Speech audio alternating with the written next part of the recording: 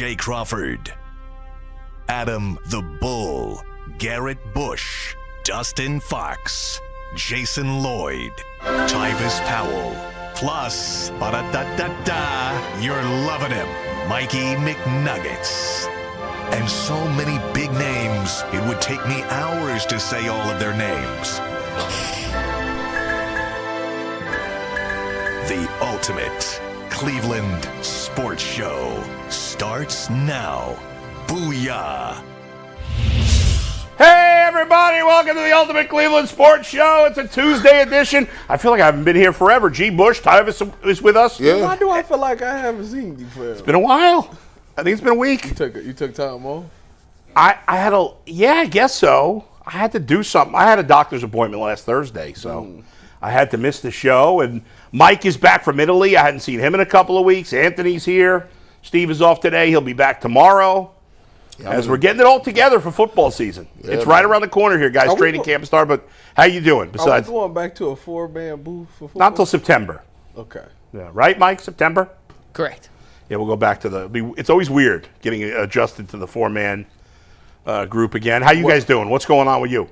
Oh, nothing. I was hot about just came in hot about the Guardians. I know we'll get to that later. Boy, ain't nothing going on, man. I'm just it's a good day, man. Veterans check in today. They hit the field tomorrow. Yes. Okay. So here's how we're gonna do. It's like the first day of school. Listen, when I was in San Fran, like when you walk in, they used to take your picture and make you hold up how many years you've been in the league. Really? Yeah, like your first day of school. Not how many years you've been on the team, but how many years. What year is this for you? Dustin was cringing about veterans coming in today, like he was having nightmares about it. There's a clock that you get in your stomach. Somebody told me. Yeah. Kiss your wife, girlfriend goodbye. That's it. Get to work. It's over. And by the way, we gonna kiss goodbye. Yeah. This is where we start to tell the truth during this part of the season. It's a fact. All right. Well, it's truth season now. There is a lot to get to football wise, but I got to hit a few odds and ends. Okay. I've been teasing all weekend that as I approach August 18th will be my 14th anniversary living in Cleveland. Mm-hmm. I have just moved a new pizzeria into the number one spot in the Adam the Bull Northeast Ohio pizza rankings. This is a huge move right here. That's kind of crazy. So somebody is it a new spot? Number one. Yes. Is it a new spot? Or is it that just got better? No, I'd never been there before. They've been open only a few years, but I haven't been there before. Okay. But before we get to that, I got a couple of other quick hitters. All right. Number one. What happens when you take I saw Sinners over the weekend. Just now? It was terrific. That movie was awesome. Mm-hmm. You saw it, HBO Max? Yeah. I haven't seen it yet. Dude, bad job out of you. You haven't seen that? You got to see that movie. You black? Terrific. It was on the African American study sheet that I had to do homework for the summer. This is very Uncle Tom-ish. No. Oh, wow. Damn. Hey, listen. It's a little harsh, Tom. Black on black crime. It's the truth. I got to get That's how to it. Anytime you want to get under somebody's skin, you call him Uncle Tom. Yeah, it's like, man. I got it. You going to see it tonight. Hey, wasn't a book called Uncle Tom's Cabin? What was that? Wasn't there a book called Uncle Tom's Cabin? Yes. Wasn't it a movie called Uncle Tom's Cabin, too? Yeah. So that was Michael B. Jordan was great playing both twins. Yeah. I heard there's a lot of hidden meaning in that. Oh, for sure. I don't know that it's hidden. I mean, it's good. It's pretty obvious what he's saying. You got to watch it. It's like right up your alley. I know. Not only is it entertaining, not only is it sending a strong message, but it's crazy too. So I saw it before I went to Italy, so 2 weeks ago. Yeah. At this point, can you spoil a movie? Like, can I? No. Don't spoil it. It's out on. Well, no. It's out on streaming services. Yeah. I want to tell G why it's right up his alley, but I'm not sure if. Well, so part of the plot twist towards the end would ruin it for people who hadn't seen it. Yeah, don't. So the premise, I've seen the premise of it. Yeah. Like, G, what do you think the premise is? Well, back in the day, your grandmother used to always say, you listen to secular music, that's the devil's music, right? Mm-hmm. So, they had this little juke joint or whatever. So, you got one dude who's a brother and another dude who's a brother. They go do two separate paths. Mm-hmm. And then I think there's some vampires in them. Yep. So it's like Blade in Underground Railroad. It ain't Blade. No. I'm gonna tell you that now. But yeah, it's a great movie. Everybody, if you haven't seen it, make sure you see it. I don't, black or white, don't matter. but it's a fantastic movie. But there is an African American study sheet for the summer Sure. that we have to. Yeah, you got to watch for the end of the summer. Michael B. Jordan is great as always, but the whole cast and most of the cast is kind of unknown people. I didn't really know anyone. The only people I know is the guy who played the older musician. That's I think his name is Delroy Lindo. Mm-hmm. I believe it is Delroy. Oh, yeah. You know what I'm talking about? Yeah, the older guy. He yeah. was great. Yeah, he was. And then the big guy. I can't think of his. I don't know the actor's name. He was in. He's in a million movies. Ballers. He was the offensive tackle of Ballers. He was in the offensive tackle of Ballers. You know. I know who you're talking about now. That guy's been in a million movies. Yeah. Kingpin when it comes to flow. You better ask someone if you don't know. When you see me girl say, "What up, dog?" Then freaking girl. Y'all don't watch. Y'all ain't never see 8 Mile. Oh man. That's that guy. He's in 8 Mile. Omar Benson Miller is his name. Yeah. What's his name? Omar Benson Miller. Yeah, he's good. He was also in the Ernie Davis movie. What was it called? Remember that movie about? Oh yeah, the Express. The Express. Another great movie. Josh Allen's wife was also in the movie. Josh Allen's wife. Yeah. She's gorgeous. Is it his wife or is? They got married. No, they're married. Yeah, they got married. Oh, okay. Number 2, I walked out of a movie this weekend. So my son and 3 of his friends went to what? You were scared? No. My son and 3 of his friends wanted to go see Superman. Mm-hmm. So I took them to Crocker Park, but I didn't want to see Superman. So they went to see Superman. I was like, all right, I'll go see another movie. I went to see this movie called Eddington. It's with Pedro Pascal, who's obviously, and what's his name? The guy who played the Joker. Jared Leto. No. Heath Ledger. No, the other recently. one. What are you talking about, Jared Leto? Joaquin Phoenix. Yeah. I don't know nobody's name. Yeah, good job out of you. Mm-hmm. And the movie was terrible. It was like May. It was COVID. They were fighting about COVID. That's in the news. I don't need to see that. I walked out of that movie. But I walk out, so I had to wait, just hang out. And for an hour, I'm just sitting outside the theater hanging out, waiting for my son and his friends to come out. And I must have had 10 people come up to me to say hello. They recognize me. Finally, this one woman comes up. She's like, "Oh, my God, my husband and I are huge fans. Can I FaceTime him?" And blah, blah, blah. So she's going crazy. I talk to the husband, blah, blah, blah. And then when she gets off, she goes, "Thank you so much, Michael." I'm like, Michael? What? I have never been called a different name, ever. Did you think you were Michael B. Jordan? I have no idea who That's she wild thought I was. work. I mean, I know he and I look alike, but, Wild word. still. He got way much more of a tan, though. A little bit's close. I'm pretty dark for a white guy. Yeah. Also, another random thing before I get to the pizzeria. I binge watched over the weekend. Stink. No, that show didn't do it for me. I watched it. The Pit. Has anybody watched The Pit on HBO Max? I watched the first episode on the airplane. Yeah, my wife watching that. Show is awesome. It's on HBO Max, right? Yeah. What's it about? It's a medical show, see it. which I'm not usually a big medical show guy, but this was amazing. It was really amazing. The star is the guy who was the young guy in the beginning of ER. I can't think of his Noah Wiley, I think is his name. He's the main guy. Most of the other actors were kind of nobodies, I feel like. It was great. 15 episodes. It was all... You watch all 15 episodes? Through over 4 days, yes. Is they hours long? It was 1 hour. Each episode's like 45, 50 minutes, but it takes place over 15 hours in 1 day in a hospital. And there was like all kinds of craziness going on. It was amazing. You said that, and I was thinking the wrong thing. I didn't know that the person... the guy that they used to say, I don't know, was McDreamy or McSteamy in Grey's Anatomy? One of the doctors. Isn't that George Clooney? No, it was another one. I think he got ALS now. Oh, I don't know which guy that is. I have to look it up. He got ALS. He's young, too. That show was on forever. Yeah. But this show is great. I don't know. It was just a great entertainment week, except for that stupid Eddington movie that I walked out on. Well, let's hear about the Pizza Bowl. Okay, so let's wrap it up with this before we get to sports. So I teased all weekend long that I'd be announcing my new #1 ranked pizzeria. Uh-oh. So I mentioned this place last week. I had very high expectations. So I went in this, and they were under a lot of pressure. The name of the place is Pizzeria DeLoro. Mm-hmm. It's located in Chagrin Falls, home of our very own Jay Crawford. I said, that's Jay's good. Jay had mentioned the place to me a while ago, but I never acted on it. And I don't know, it got brought to my attention a couple of weeks ago. And so I decided to go. Who's the guy? That's the father off of. Oh, that guy doesn't even look familiar to me. That's the father on what's that? What's the Zendaya show? Euphoria.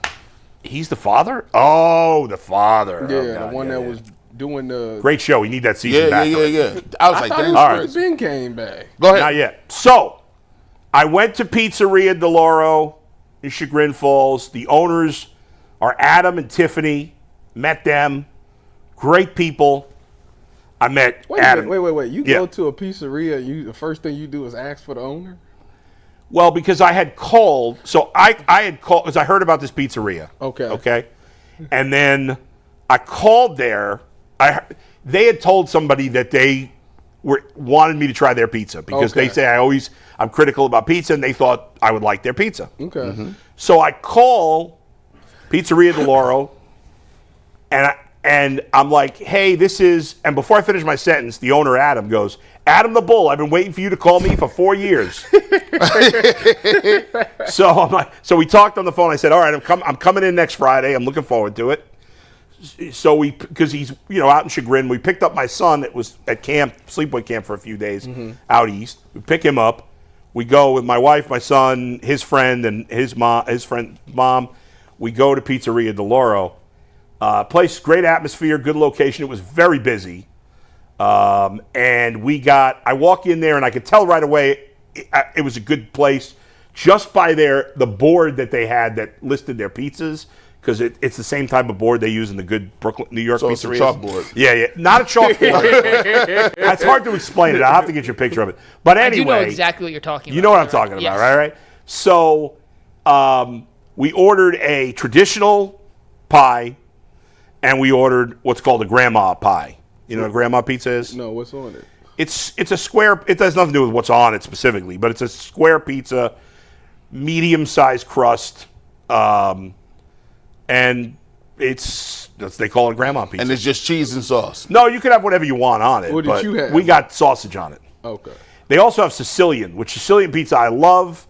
I didn't get it because we were already getting 2 other pizzas, but Sicilian, I never gotten Sicilian pizza outside of New York City. So I was impressed that he even had that on the menu. But we got the traditional pie and we got the grandma pie. Blew my socks off. By far the best that I've had in the area. And I've had some good pizza.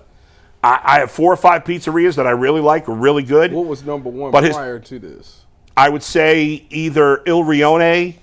Yeah, I remember you saying that was it. Il Rione, which is in Tremont. In Forno. It's in Gordon Square. Gordon Square, sorry. In Forno, which is out in Avon, and Sweet Basil in Westlake, those have been my top 3. Kind of neck and neck, all 3 of them. Okay. Different types of, although in Forno and Il Rione are same type of pizza. But this Del Forno. No. DeLauro. Pizzeria DeLauro. Pizzeria DeLauro. Their traditional New York style pie. Thin crust. But it wasn't paper thin. It was a perfect thinness. Best pizza I've had here. It competes with good places in New York. I mean, it had that flavor. If this special flavor that New York pizza has that's hard to get in other places. He has a whole water filtration system there. He took me behind the counter. We looked. It was unbelievable. The family was great. The whole family works there. His parents work there. His brother makes the gelato, which was outstanding too. His kids were there. I mean, everybody. He's got a burger joint there too. So I was really impressed. The pizza was great. The grandma pie was excellent, but the traditional pie was the best. Well, I'm glad you found a new number one Love it. bowl. Yeah. Okay. And Now it's time to talk sports. big time show to get to. Check it out. So Everybody let's go dive check it out. Check it out. I have to try it myself. But let's get into some sports topics today because the Browns veterans are reporting to camp. We'll talk about camp after a quick word that today's episode is brought to us by BetterHelp. Workplace stress is at an all-time high right now. 61% of the global workforce is reporting higher than normal stress levels. This summer, though, is the perfect time to take small steps to focus on your wellness and manage the challenges that come with your workday. Of course, most of us can't just quit our jobs or take endless PTO, but we can start small, whether it's getting outside for a few minutes, adding movement to your day, or talking to someone who can help navigate life's challenges. That's where BetterHelp comes in. Therapy can help set healthier boundaries at work so stress doesn't spill over into the rest of your life. And as the biggest online therapy provider in the world, BetterHelp can provide access to mental health professionals with a diverse variety of expertise. Unwind from work with BetterHelp. Our listeners get 10% off their first month at BetterHelp.com/LockedOn. That is BetterHelp, HELP.com/LockedOn. All right, guys, training camp officially starts tomorrow for the Cleveland Browns, but veterans are reporting today. The Browns have already tweeted out videos of Wyatt Teller and Joe Flacco reporting to camp for business. And a question I wanted to ask you guys to start. We all get excited for the start of football season, right? It means it's right around the corner in some capacity, and Tag Board's not working right now, so screw Social News Desk. That's a piece of junk system anyway. The question I had for you guys. Yeah. While I was in the airport coming back, I saw a mixed review online of excitement levels for training camp. Some people were in the camp that, oh my God, the Browns have a 4-person quarterback battle. We haven't had a true quarterback battle in a while. And that overtakes everything else in terms of a training camp excitement meter. Like, that is the number one thing you're looking forward to. I saw other people who said the Browns are probably going to suck this year. They have Myles Garrett, Denzel Ward, and a bunch of guys, so we don't really know how good they are, how good they're going to be. I just can't get excited for a season like that. So, Tyvis, G, Bull, how do you think, or where is your interest level in training camp for the Browns in terms of those two ends of the spectrum? The quarterback battle and that interest trumps everything, or the team may stink, so I really can't buy into it? Tyvis? G? I mean, I'm bought into it because, I love the game of football and I love the Cleveland Browns. The first thing everybody wants to know is the quarterback situation. You know, who's going to be the starting quarterback? Is it going to be Flacco? Is it going to be Pickett? So I think I'm intrigued by that. I also want to see what happens with the rookies because, you know, there's so many reports that Dylan Gabriel is just unbelievably getting the playbook down. And Can we stop that? I know. Listen. Can we stop that? This is just what I got to report to the streets. Go ahead, report him. They saying that this man just unbelievable. He gets the playbook. He knows it. He picked it up so fast. So I just want to see what he does against other teams. Like in practice, all right, whatever. I want to see them joint practices. I want to see what happens. And I want to see what happens with Shedeur Sanders. Obviously, Shedeur has been doing everything right, and I just want to see if it ever pays dividends. If he ever gets this opportunity to run with the twos, the ones, and see if he can make some plays there. Outside of that quarterback room, now I'm thinking about Dylan Sampson. It was all about Quinshon Judkins, but obviously with the things that he got off the field, it turned into Sampson. I want to talk to Sampson. So I want to see what he got going on this year, how they are going to use him and Jerome Ford. Can he be a back that can be a number one back, or is Jerome Ford going to be the feature back and Sampson's going to, get some plays here and there? Defensive side of the ball, listen, this is for Earl. Your boy, I got money on him this year. I think he's going to have a bounce back season. I really do.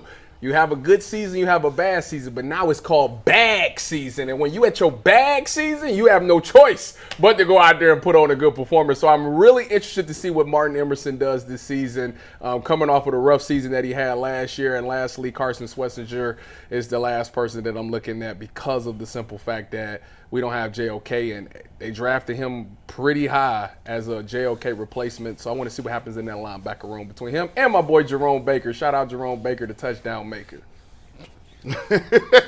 Wrong Jerome Baker. But he plays defense. Strong. Yeah. Strong. He going to be getting pick sixes. Come on now. Scoop and score Jerome Baker. Man, listen, man. You know the reason why people ain't excited about it is because there's a lot of people with abs walking around here in shape. And you know what abs means. That's the anybody but Shedeur collaboration. There's a lot of people running around here been doing a lot of sit-ups and crunches with these abs for Kenny Pickett.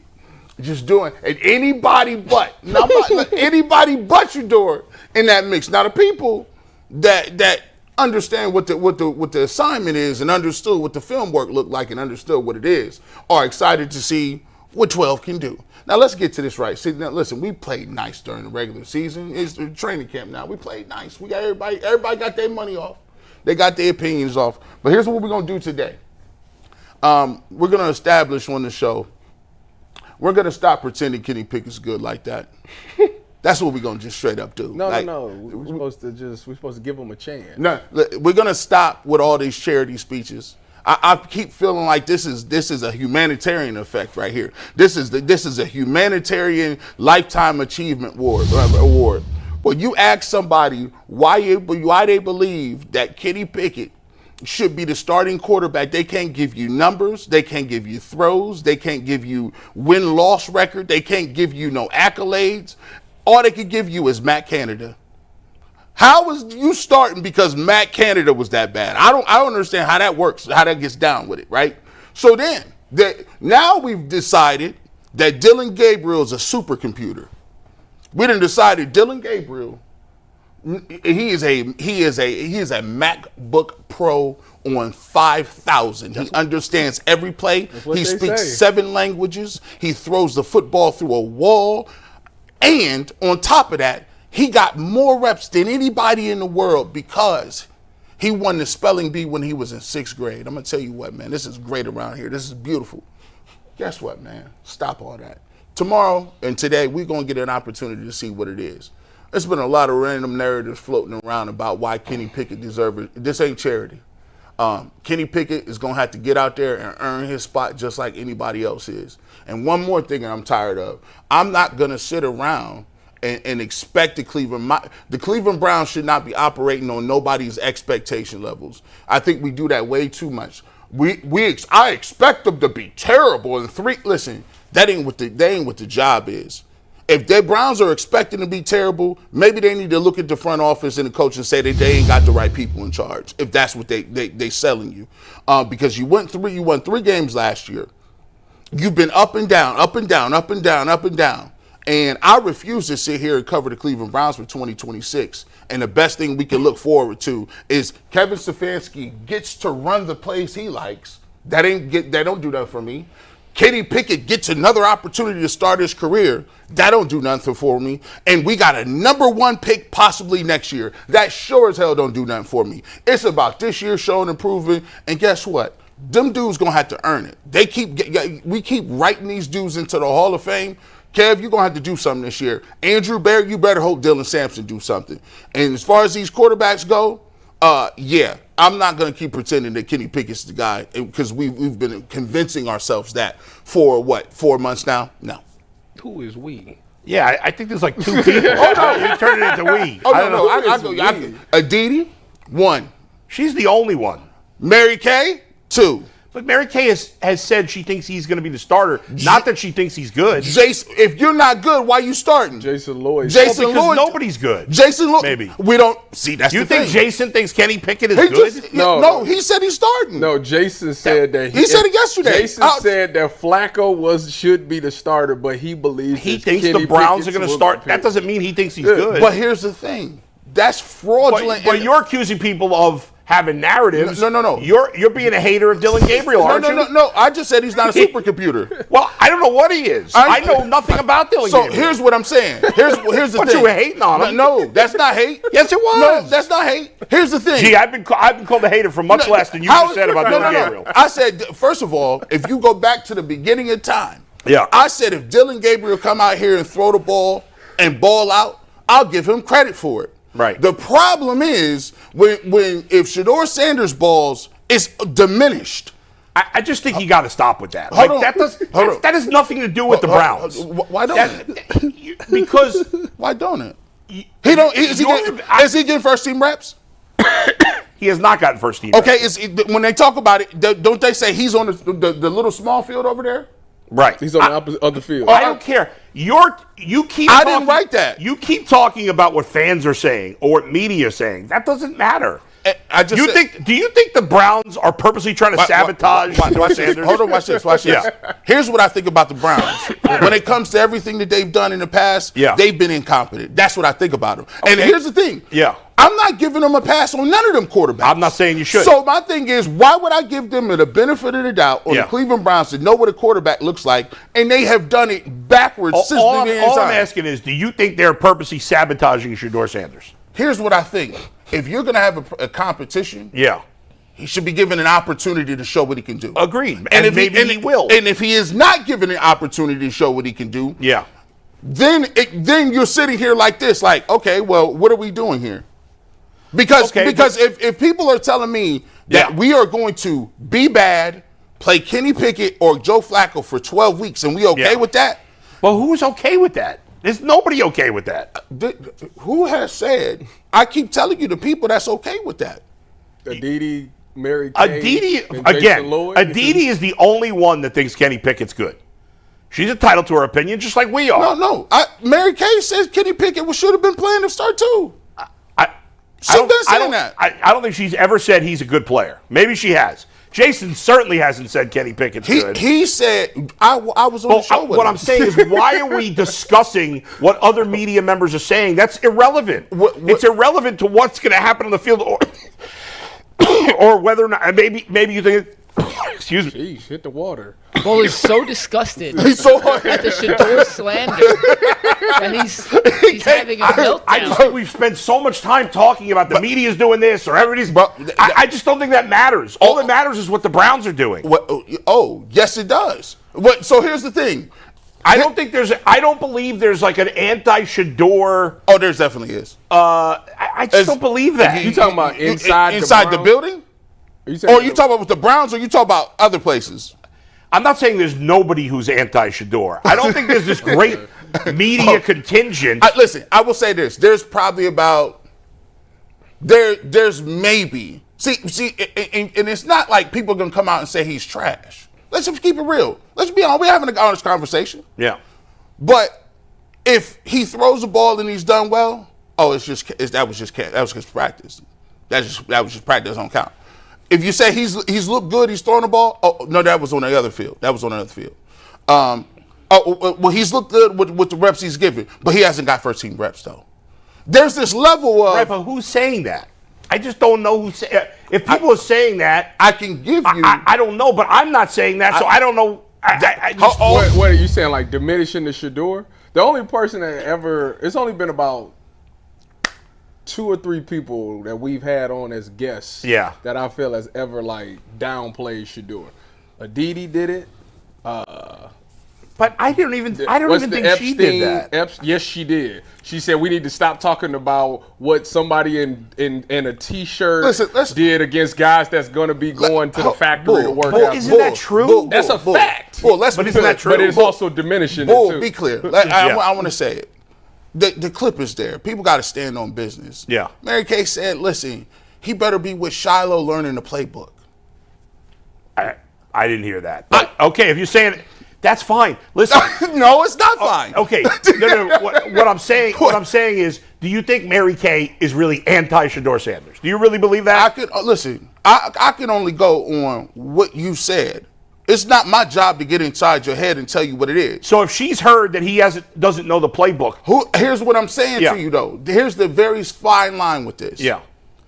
When you start talking about who understands and knows the playbook, unless you heard that from the head coach, unless you heard that from the offensive coordinator, unless you heard that from the quarterback coach, or unless you were on the field and you saw him get to the line of scrimmage and say, I don't know what's going on, and the coach has to tell him, then that is your opinion. That is pure speculation in the game. That's what we do. That's what we're all doing. And what, yes, I guess I didn't hear Mary Kay say it. If she said that, maybe she has information, maybe she doesn't. She's entitled to give an opinion. That's fine. Just like we are. I think that like you were making fun of the people that said Dylan Gabriel's picking up the offense really well. Why can't that? But watch this.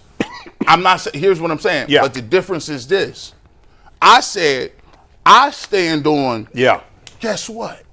If Dylan Gabriel come out here and show me that he's throwing the ball well, I'm down for it because that's what counts. Right. But here's what I'm not going to do. Yeah. I'm not going to say that Dylan Gabriel is behind Joe Flacco or whoever the case may be because I've made up in my head that he doesn't have the arm strength they have or he doesn't know his plays. I don't know that. All I can say is he's right now a third quarterback. Right. Let's see what he does when he gets on the field. The only thing I'm saying is that what you just said about Dylan Gabriel, if somebody else had said that about the exact same thing about Shedeur Sanders, you would have gotten pissed off about that, and you would say they were a hater. No, about what? if somebody had said what you just said about Dylan Gabriel, the fact that he picked up the playbook really yeah, you were kind of making fun of that. He was the sixth grade. He won the sixth grade. He's a if supercomputer. If somebody said the same thing about Shedeur, oh my God, he made these plays in practice, you would have gotten pissed. But but that's happened. That's fair. But that's happened, right? But then you can't blame somebody if they get pissed at you for what you said about Dylan Gabriel. Listen, if they want to, here's the thing. If you want to say, hey, listen, G. Bush said that Dylan Gabriel is not a supercomputer, right? Yeah. Okay, well then if you say, all right, well Shedeur Sanders did not win the Super Bowl in practice. Yeah. Okay. In the end, I'll speak for myself. I always keep it 100. You guys know that. Same. I don't give a rat's ass what any of these guys are doing in practice. I think it's I think it's mostly meaningless, good or bad. You don't care about the joint practice? I mean, as you go along the way, it has a little more meaning. The joint practice is big. What are we learning in a mini camp? We, as outsiders. Like OTAs? Yes. Oh, I just want That's all I'm saying. And I think it's good or bad for anybody. Hold on, wait. Listen. there is things there. You get to see people's movements. You get to see the process, and you get to see those things. And don't get me wrong, equipment makes a difference, but in practice it don't. Because it's not like we going out in practice and we just knocking each other's heads off. Right. That's not the case. That's it. You practice about the same as you do with T-shirts on that you do in pass because you take care of each other. So the reason that I'm thinking that joint practice is that because other teams don't necessarily get that same message. That's true. Trying to send that has more meaning. I agree with you. And on top of that, the coaches is calling the plays that they want to see. Like, I need to see if we can run this when we go against this defense later on. So we're going to call actually what we want to run to where we get to the preseason games. It's going to be very vanilla because you want to see people play fast. You want to see them play mistake-free and not have to think about a lot of things. So those playbooks are very vanilla. Yeah. So when you get out there to a game, all I'm looking for on the defensive side is can you cover and can you tackle? Can you run? That's it. Yeah. On the offensive side, when you get the ball in your hand, can you make a play? As a quarterback, can you dictate what coverage they in and can you go to the right spot with the ball? That's the only thing you can really do in a preseason game. As far as all like who's going to be a star and all that, you can't really tell. We don't know. It's so early. Really, and you know what? I agree with a lot of what you said. First of all, the Browns have no guy that's 100% certain at quarterback. None of these four guys. Joe's old. Kenny Pickett's has sucked, in my opinion. And the other two guys haven't played. So if the Browns don't give an equal opportunity to all of them, that's a huge mistake. I agree. I'm not ready to say they won't just because Shedeur didn't get the opportunity in the mini camps. I think it would be criminal. I'm with you. If he doesn't get a legit opportunity to compete and potentially win this job. The idea, I also agree with you, the idea of handing the job to Joe Flacco or Kenny Pickett is ludicrous. The idea of playing one of them 12 games, unless it's a really weird circumstance where one of them plays amazing and the team's winning a ton of games, is also ludicrous. I want to see Dylan Gabriel and I want to see Shedeur Sanders both get a real opportunity to have a fair competition. I agree with that. That's it. That's the energy I want. Yes. I want stuff to count. Like there has been a atmosphere around this place of this don't count. It's about the stadium. We'll be bad this year. Yeah, I don't agree with that. I don't like that attitude. We'll be bad this year. Yeah. And get this year don't count? Yeah. I clearly y'all know how I feel about that. Well, you've said it. And Jason 10. Said it too. I think that's bullshit. I agree with you. And so my thing is I just have to be clear on it. Like all these people need to be earning something. And that includes the people that's running the organization. That's right. They sitting around and we rubbing their shoulders like these dudes is the end all be all. And it irks me that you're saying to me that you're picking guys. This is a contradiction of what sports is, Tyvis. If you're gonna pick these guys in the draft and use draft capital on them, but then turn around and say, I'm not going to use them. I'm not even going to see what you got. You're referring to the quarterback. Yeah, anybody. So the thing with the quarterbacks is it's such a touchy thing. It's not, first of all, there's no one correct way to do it. But when it comes to the quarterback position, especially when you're dealing with young quarterbacks, again, I was on record saying before this season started, when Bernie was sitting right here, we always said that you might not want to start none of these. I don't know if any of these quarterbacks is ready to come in day one and start. Cam Ward is probably the closest, but I still think he got some stuff he needs to figure out. So with They may not have a choice. Who else? he ain't got no choice now. But with that being said, you can't force the guy out there if he's not ready. That's right. And I think that's the thing that we got to figure out is when are they ready? Like the Shedeur not running with the ones. Clearly, there's something there. There's something there that we don't know, that we can't see from the outside looking in. You got to be in the building to know. But it's something there that they feel like he's just not ready to run with the ones yet. And for some odd reason, they felt Dylan was. And I think the only reason that we get into these heated debates about the two quarterbacks is because we're not there. We're going off of pure speculation. If one quarterback runs with ones and the other one doesn't, but we watch videos and see that that Shedeur is lacing the ball and threading the needle on all these passes, our thing is, well, if he's looking that good, why can't he go with the ones? That's exactly how all of us feel.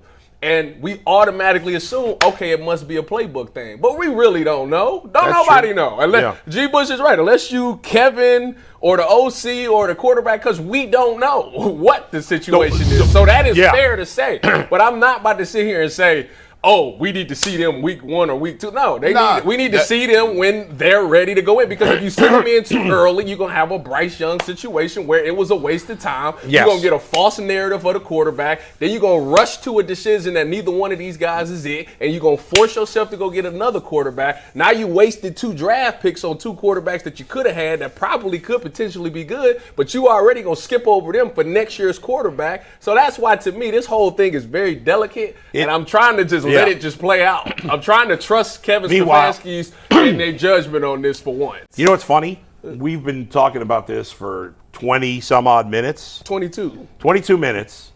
Talking about, are you excited for training camp or are you not?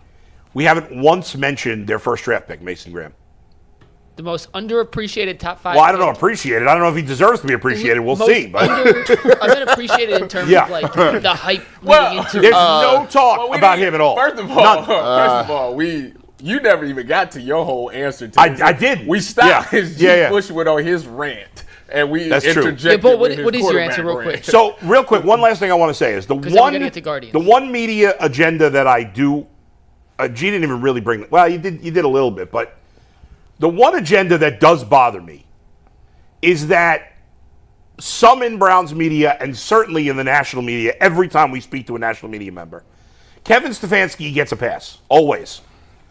And I don't understand that. And I'm certainly not an anti-Kevin Stefanski guy. In fact, before last year, I thought he was a really good coach. I've lost some faith in him. I in the end, changed my mind. I said fire him, and then I changed my mind. And I'm okay with him having another shot here. But this idea that Kevin Stefanski is some great coach, that he's accomplished something, is total bullshit. Now, I hope he gets it together and proves me wrong. Or I don't even know if it proves me wrong, but like he hasn't proven enough. He hasn't been a terrible coach. Certainly not. But he hasn't been great either. He's got a losing record. All right? And a lot of people want to give him a pass because of the mess of a quarterback situation, but he's part of that mess. He's helped create that mess. Or he's been part of the reason there's been a mess at quarterback. Well, when we talk to these national people, they paint the picture like it's not his show. Right, it's not his fault. He's like on strings. Like basically he's not Kevin. Like Kevin is handicapped. That's basically what. Yeah, and I think that's crap. And they keep saying there's so many other people that's butting into what he really want to do, so it's hard to blame him. Well, that's what a lot of national I don't buy that. I'm just saying what they say. Listen, don't shoot the messenger. I'm just telling you what they said. Yeah, I just don't buy that. I think that's unfair. What, is he going to pass forever now? The Bengals owner's terrible. Is Zach Taylor going to pass forever? Not for me. I mean, he's still employed. Well, he's won a lot more games. He's gone to the Super Bowl. You know what I'm saying? I mean, that's a big difference.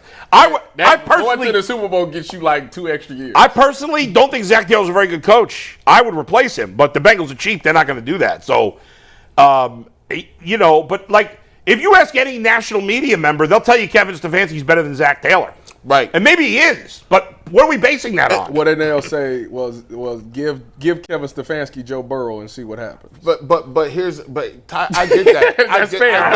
I get that. Yeah. I get that. But sometimes sometimes what you got to do is you got to look at it and say, look, man, at what point in time does the buck stop with you? Because I go back to a lot of the moves that they made. When he was coach of the year, right? Which time? The second time. Okay, 2 years ago. Who made the decision to move on from Alex Van Pelt? He did. Okay. I think he fired him, didn't he? Well, Yes. people will say that he got his hand forced. So watch it. So everything that he has done, Well, it has been magically or mythically somebody else. It's always the Podesta's fault. It's the owner's fault. Hold on, wait a minute. They fired AVP. It's a couple of reasons. One, AVP probably wanted to call plays, so he was tired of that. That's one. And two, they wanted to cater to Deshaun Watson. Okay, so Right. so that was your Is those two things factual? So if you say, all right, Alex Van Pelt got fired when you were coach of the year, it was kind of wild. He got 4 or 5 different quarterbacks to get to where you at, and they went to the playoffs. Okay, cool. Maybe he wanted to call plays. They fired him. Well, they fired the tight ends coach too, right? Yeah, that was my dog too. They fired the running backs coach too, right? I was with him in San Fran. So you lost your offensive line coach, you fired your tight ends coach, you fired the running backs coach, and then you had no running game. Is that whose fault was that? You got to choose those decisions, right? Then this year, the biggest thing. You talking about last year's coaching staff? Last year's coaching staff. Well, only person that got fired from the line coach and Ken Dorsey 2 years ago. So It feels like Kevin Stefanski gets credit for the good and no blame for the bad. None. So he got rid of that staff. Watch this. They turned play calling over to Dorsey, right? Mm-hmm. You know what I'm saying? Mm-hmm. They gave it to Dorsey. Sure did. But why did he hand the play calling over to Dorsey after Deshaun Watson was gone? He was calling the plays. I want to know the same thing. Last thing. And I criticized him for that too. Last thing that's when you needed to be calling the plays the most. That's an indictment on him, and another indictment is that, and I've said a few times, I don't think Baker Mayfield would have turned it around here. So I don't because he had to hit rock I bottom. don't disagree with that either. But part of that is Kevin Stefanski's fault because clearly there was more talent than any of us thought with Baker. Because Baker, while not elite, has proven himself to be a very good quarterback, better than I thought. I think you too, G. Bush. He's been better. 4,000-yard He's the somewhere between the 9th and 12th best quarterback in the league right now. Did he throw for 4,500 yards? 4,000 and he was here. A lot of touchdowns. We're going to talk a little more Browns coming up in a bit, but we got to talk about the Guardians' big win and some trade rumors after a reminder that Rougit is an official partner of the Ultimate Cleveland Sports Show. You guys have probably heard of Viagra or Cialis before. Maybe you've even tried them, but if you're looking for something beyond the usual pill, it's time to meet Rougit Ready. Rougit Ready is a next-gen prescription treatment designed to amplify arousal in the brain and boost blood flow, unlike the usual pills that can take hours. Rougit's 3-in-1 formula dissolves under your tongue and kicks in fast on average in just 15 minutes, and effects can last up to 36 hours, so you can stay confident and in control when the moment is right. Head to Rougit.com/LockedOnNFL and use code LockedOnNFL to get 15% off today. That's Rougit.com, RUGIET.com/LockedOn. Use promo code LockedOnNFL for 15% off. Individual results may vary with prescription treatment. Compounded drugs are permitted to be prescribed under federal law but are not FDA approved and do not undergo FDA safety, effectiveness, or manufacturing review. Please visit the Rougit website for full safety information. Bull, the Guardians put up 10 last night. 10 piece. 7 different players had RBIs. I don't know for a fact, but I think that's the first time this season that 7 different players in the lineup all contributed an RBI. And all in all, the Guardians have now won 9 of their last 11 games here, Bull. Yeah, they're playing much better. Obviously, I mean, Jose Ramirez hits the home run, the 3-run shot in the first inning. And then the Orioles come back, they tie it up, they take the lead, and then it was all Guardians after that. Couple things for me. Jose, it's unbelievable what he's able to do when he's got no help in the lineup. I know they scored 10, and they obviously the lineup's been a lot better the last 2 weeks. But for the most part, he's got no help in the lineup. And he's been just phenomenal. He's having another MVP-esque. He's not going to win the MVP, but he's having an MVP-esque season. He's done it. He's finished in the top 6 in MVP voting more than any player in baseball in the last 8 years, which is unbelievable. He's never won an MVP. He's not going to win one this year. Where would you have him on that MVP list?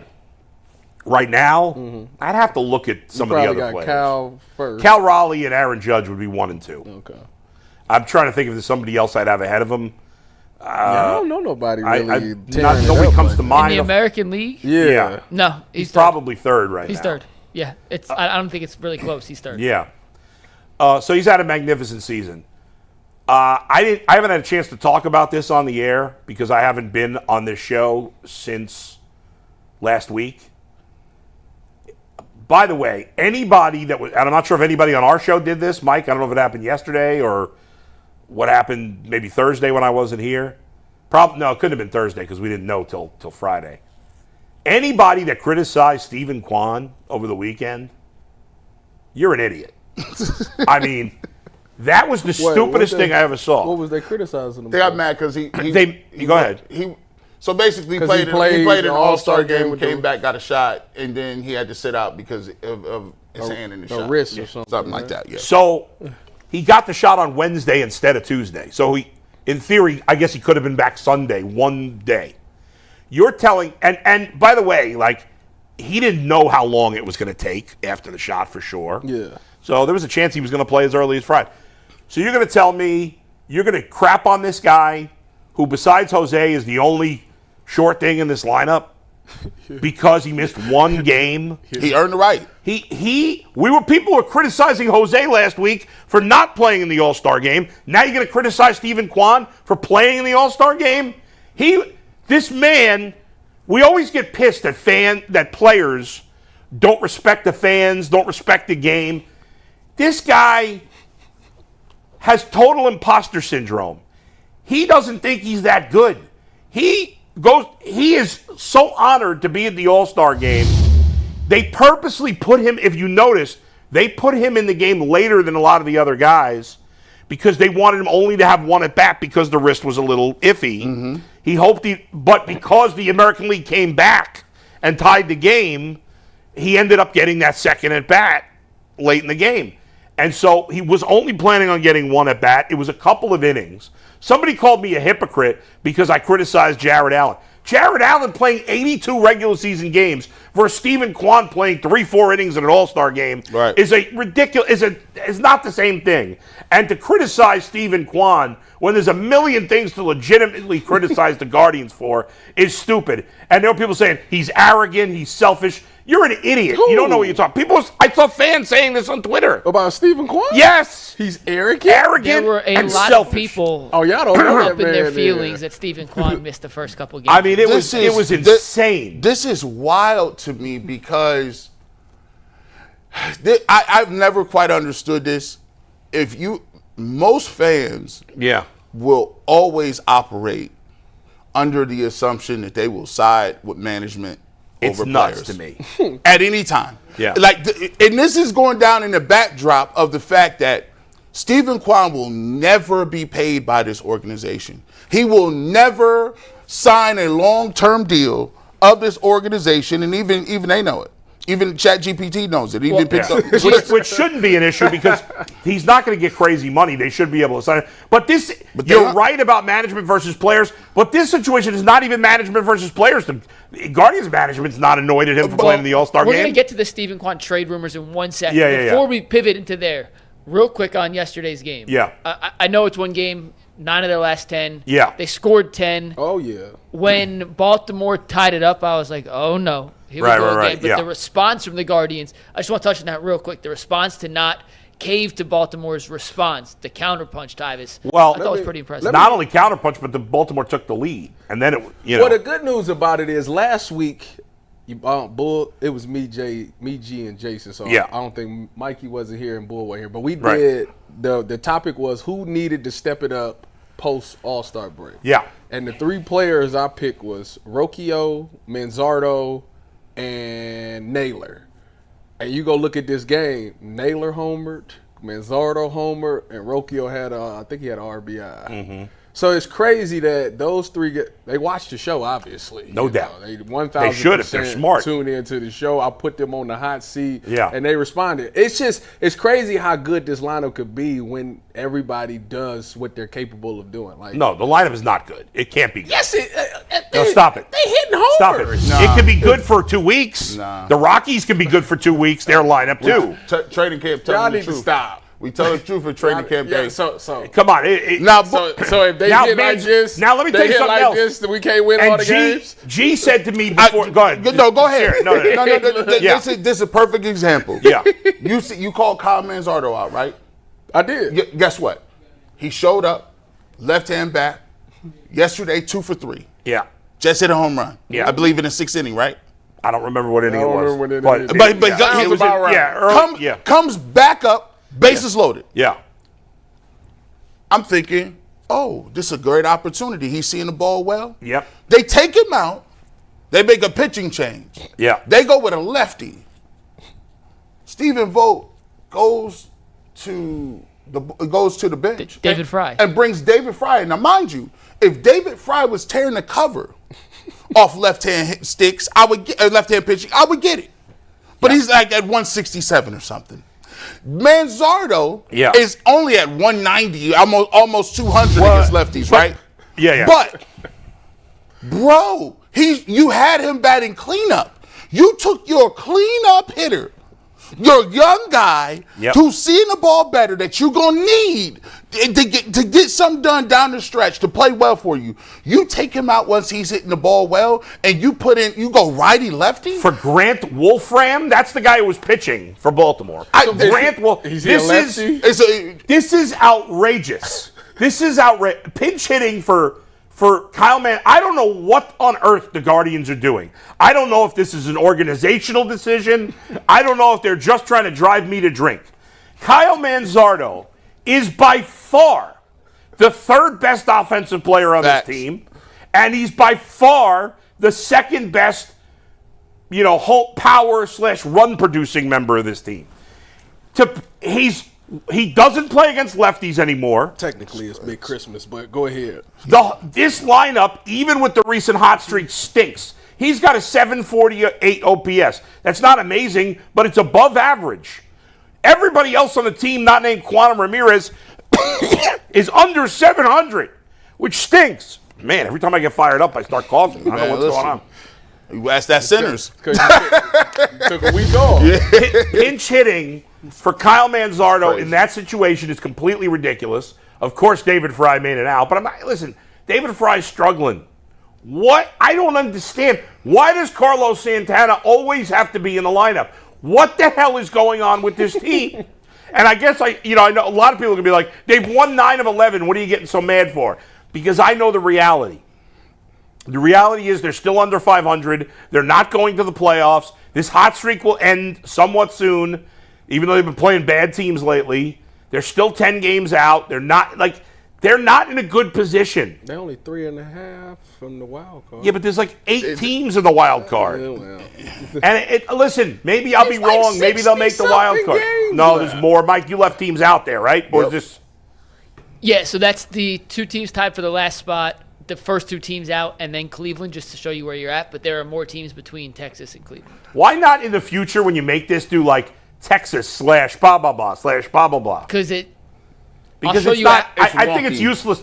I'll show you afterwards on why it looks wonky. But all right, but we could put real quick if you want to pull that one back up. Instead of Texas, say 4 other teams ahead. Yeah, I was gonna say we could do something like that because it's misleading, and it's just I will never. I need a straight answer from somebody with the Guardians as to why Kyle Manzardo. Because the Guardians have this attitude, and it's the same. We just got done talking about they're so smart. We're all idiots for asking the questions. Actually, Bull, real quick, and pull that back up. Yeah. This is accurate today. Oh, it is accurate now? This is accurate. Now, it hasn't been in the past, but today, this is accurate. Yeah. In terms of there's no other teams between Texas and I Cleveland. just don't think the Guardians are anywhere as good as those other 4 teams. I don't think they're going to make the playoffs. They get hot at the right time, boy. We are. All it takes is a strong finish. Make the organization believe there's a chance. They might buy. No chance. We are so, and this is I guess this is a frustrating thing to me. It just seems like we just got done talking about this in another sport. We are so risk averse. We be slow walking. Now think about this. Kyle Manzardo, we was yelling and screaming to get him up, and they gave him the Chase DeLauder playbook. Slow walk. He finally gets here. It wasn't that bad. It wasn't that bad. It wasn't that bad. But they sent him down because he was not playing well. He came back up and started hitting the ball. Now you're like, he's obviously your third best hitter. He's the only source of power. You got 5 dudes in your lineup that you're putting out there under 200. You just saw him hit a home run. Yeah. At what point? I feel like it's Groundhog's Day. I'm asking, is Steven Vogt hand-tied? Does he make any decisions, or is he just a camaraderie guy? Right. Can he make a decision? Should we start giving him the Kevin Stefanski pass? Everything bad is not his fault? Well, they did a poll on who players love as managers. And I think he came in right after Tito. So nowadays, I'm telling you what they're doing. They make I should work for these teams. Yes, you should. You should. You do work for them. By the way, you do work. Now, but here's the thing, though.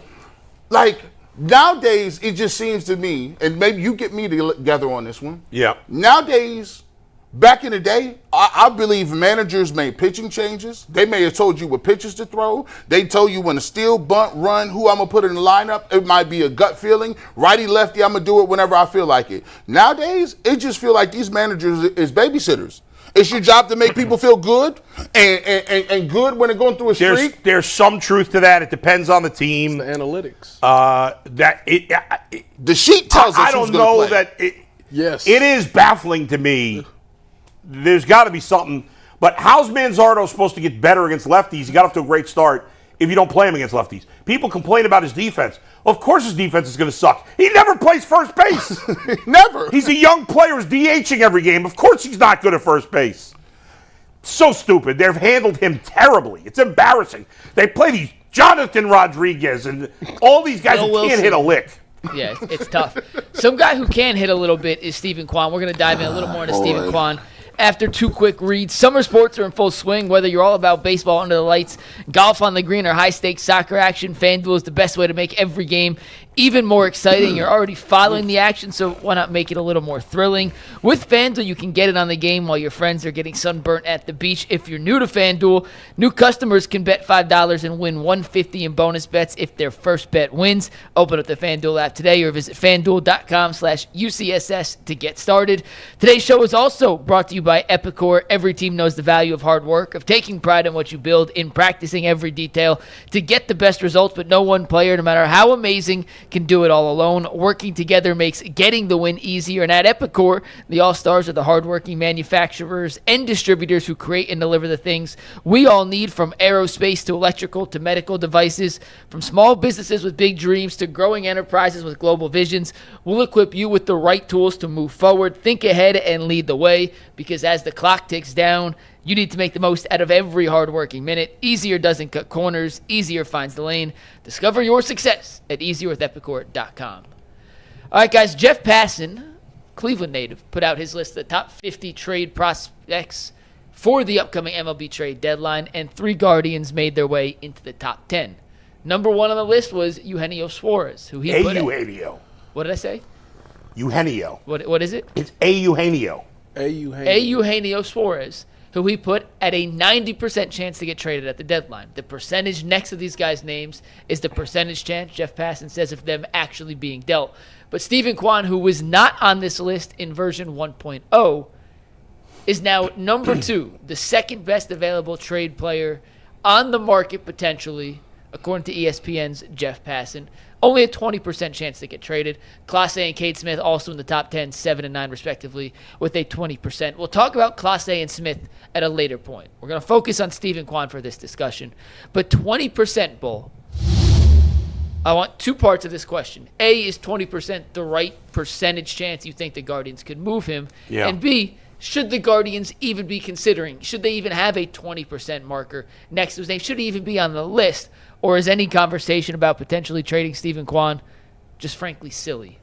No, I don't think you should ever be closed-minded to any potential trade. I mean, Kwan's a very good player, but he's not a superstar. He's been an all-star. I don't know that he really deserved it. He even questioned whether he deserved it. So I would 100% be open-minded to trading him in the right deal. I probably wouldn't trade him because I'm probably not going to get a deal that I would like to trade him. But I would always be open-minded to trading almost anybody. If you're a GM of a team, you have to be open-minded to at least listening on almost any player. I think you're doing yourself a disservice if you don't. That being said, it would take a lot for me to trade Kwan. I probably wouldn't do it. They probably won't do it. I'd be very surprised if they end up trading him right now. I think it's more likely if they trade him, it happens this winter rather than right now. So I think 20% is about right. I would say even less than that. I'll be very surprised if he does get traded. I would have said more like 10%. I'm surprised he and Clase and Smith are all the same percentage because my guess is Clase is the most likely of the three to get traded, but I don't think any of them are going to get traded in the end. I think they're going to stick with all of them and maybe trade one of them in the offseason. But no, I don't think it's wrong that they're listening. And Jeff Passan obviously is connected. Anytime there's a story with the Guardians, he breaks the news pretty much always. He's from here. Clearly, he's got a relationship. My guess is he's got a relationship. Well, I'm not going to say he's got a relationship with. It doesn't matter.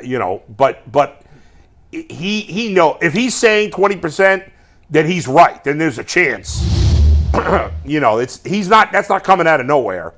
He heard from somebody in the organization that they would trade Kwan or Clase or Smith if the price were right. That being said, the price for all three of those guys is going to be very high, and so ultimately I don't think they'll get traded.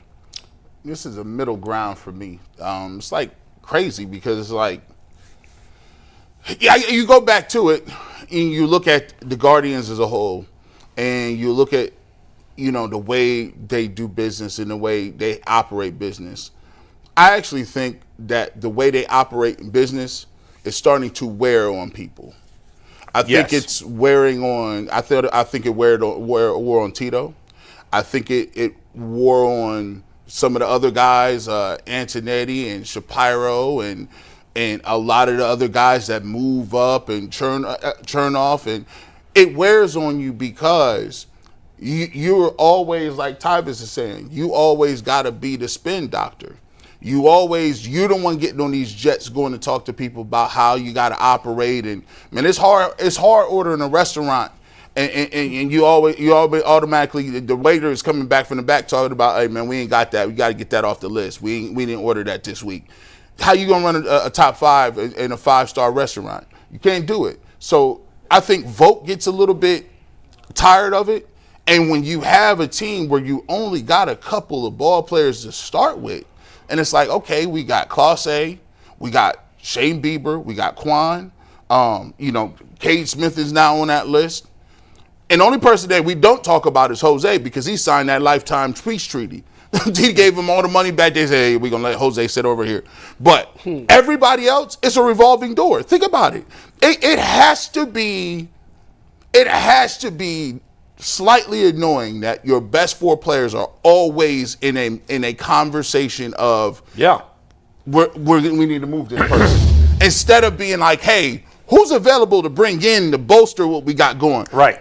Out of 10, you won 9 out of 10. I'll give it to him. I don't think it's sustainable, but at least, if you were 9 out of 10 and the organization said, hey, bro, listen, y'all get to over 500. We get to one game back. We gonna make moves. People will be excited. Yeah. At least they didn't throw the red flag in. But when you hear Kwan's name, after the All-Star people get mad at him for playing an All-Star game, it's just like, it's kind of deflating a little bit, Tyvis. Part of it is baseball in general. There's an issue, right? Baseball's going to deal with this. We're going to have a work stoppage after next year. There's going to be a lockout. They may, if the owners really dig in, on this we might lose an entire season. I think we'll see if the owners go all in fighting for a cap. The players are not going to agree to it, and we may have no baseball for an entire year. I hate to say it, but I think we could be headed. Now, I'm not convinced that the owners will be in unity about it, because if you're the Yankees owner, the Dodgers, the Mets, even the Cubs, Phillies, and some of these other, do you really want a cap?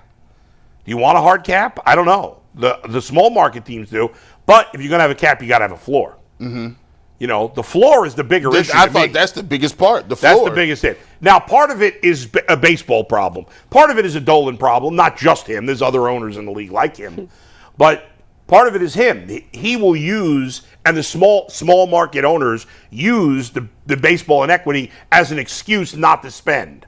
Because they could spend more, and nobody can convince me otherwise. And yes, you know who's really, when you say people are getting sick of it, I think of the fans. Because I think the diehard fans, the Guardians diehards that I know, and I know a lot of them, are more pissed at the organization now than I've seen in the entire 14 years I've been living here. I've never seen them this pissed. The diehards. The casuals is one thing. You got the diehards pissed off, that's a problem.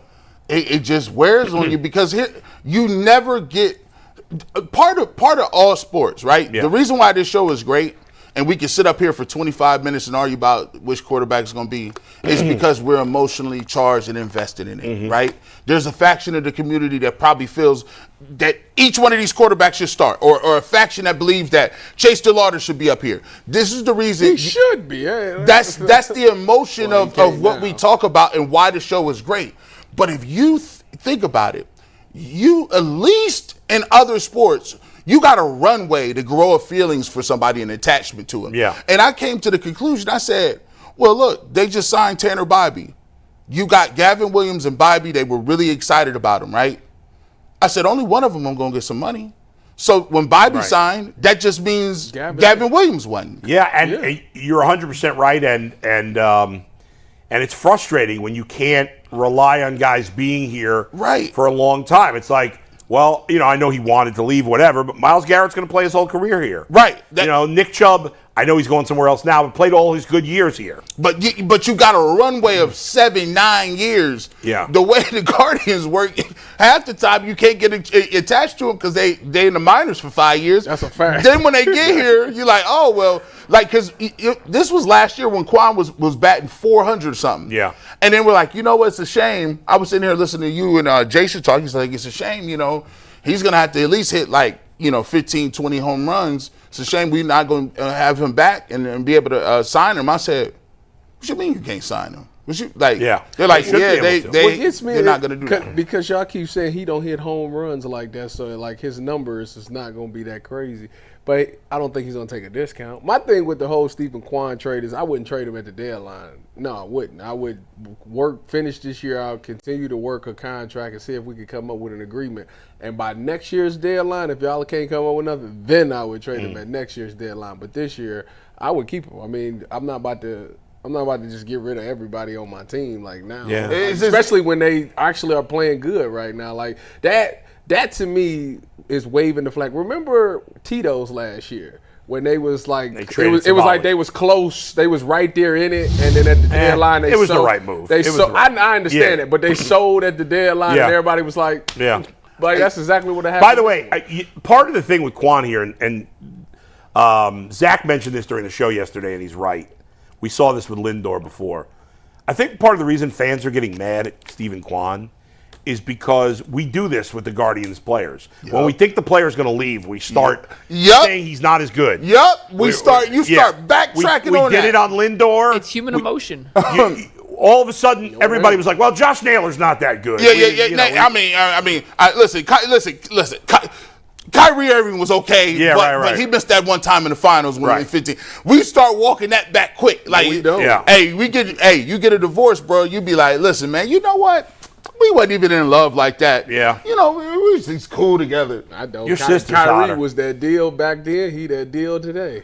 It sucks to say this, but I think fans are already starting to be like, they get the feeling like, hey, this looks like he's going to be out of here. Yeah. And so you start turning on him. Well, because we don't really sign people. Right. We sign people. Yeah, it sucks. By the way, before we move on, Mike, when I was going through the different things in the beginning of the show, all these little tidbits I had to hit, I did forget one, and I want to mention it right now. You got time. Perfect. Rest in peace, Malcolm Jamal Warner. We talked about that. Did you? Why? Well, it was at the end of the show, and it came up like right before overtime. And shout out to man. Listen, that's sad to me. That's sad. That made me want to go watch Malcolm and Eddie. Malcolm and Eddie. believe it. Listen, Cosby Show, of He course. was the first royalty. Like, yeah, I think, but Cosby Show was coming on Thursdays, and that Cosby Show was.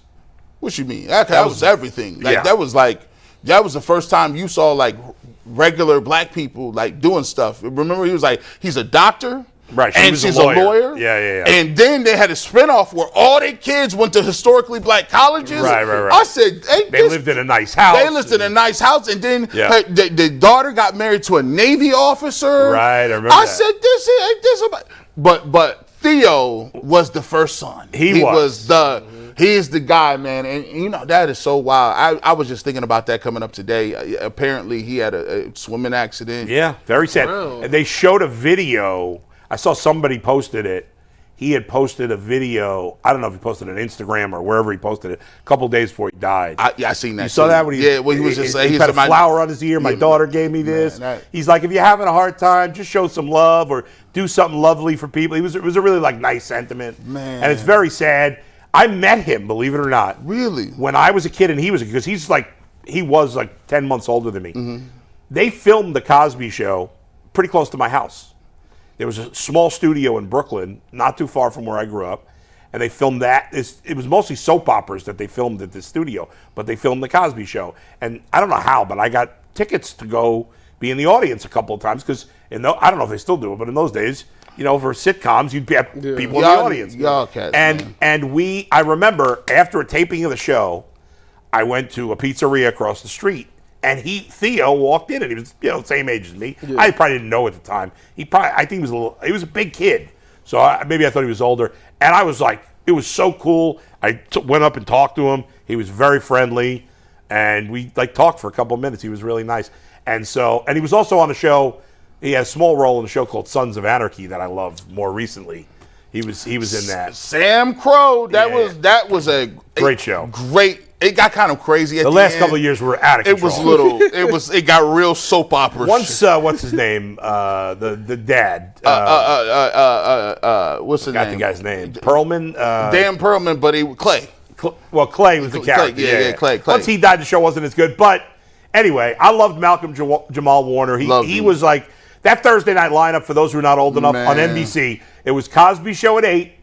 Then it was Family Ties at 8:30, and then Cheers at 9, and then Night Court at 9:30. Shout out to Night Court. And LA Law at 10 o'clock. That was the night.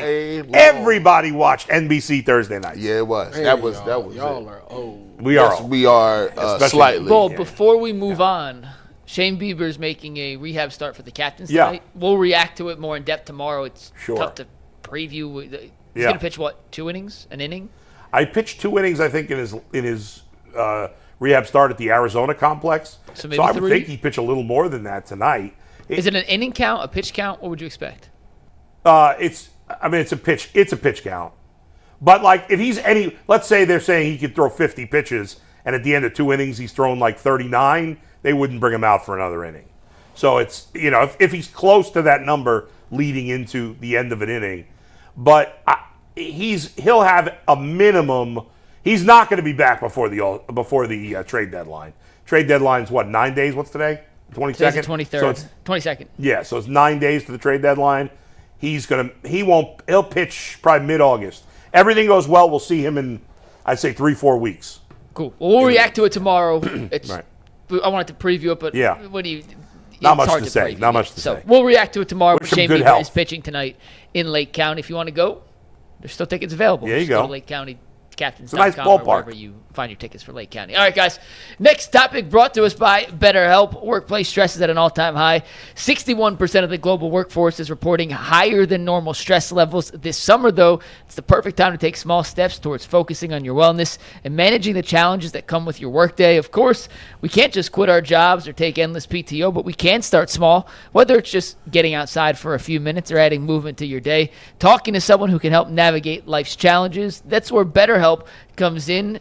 Even if you have a very busy schedule, the flexibility of online therapy makes it easy to fit sessions into your schedule no matter where you are. As the largest online therapy provider in the world, BetterHelp can provide access to mental health professionals with a diverse variety of expertise. Unwind from work with BetterHelp. Our listeners get 10% off their first month at BetterHelp.com/LockedOn. That is BetterHelp, HELP.com/LockedOn.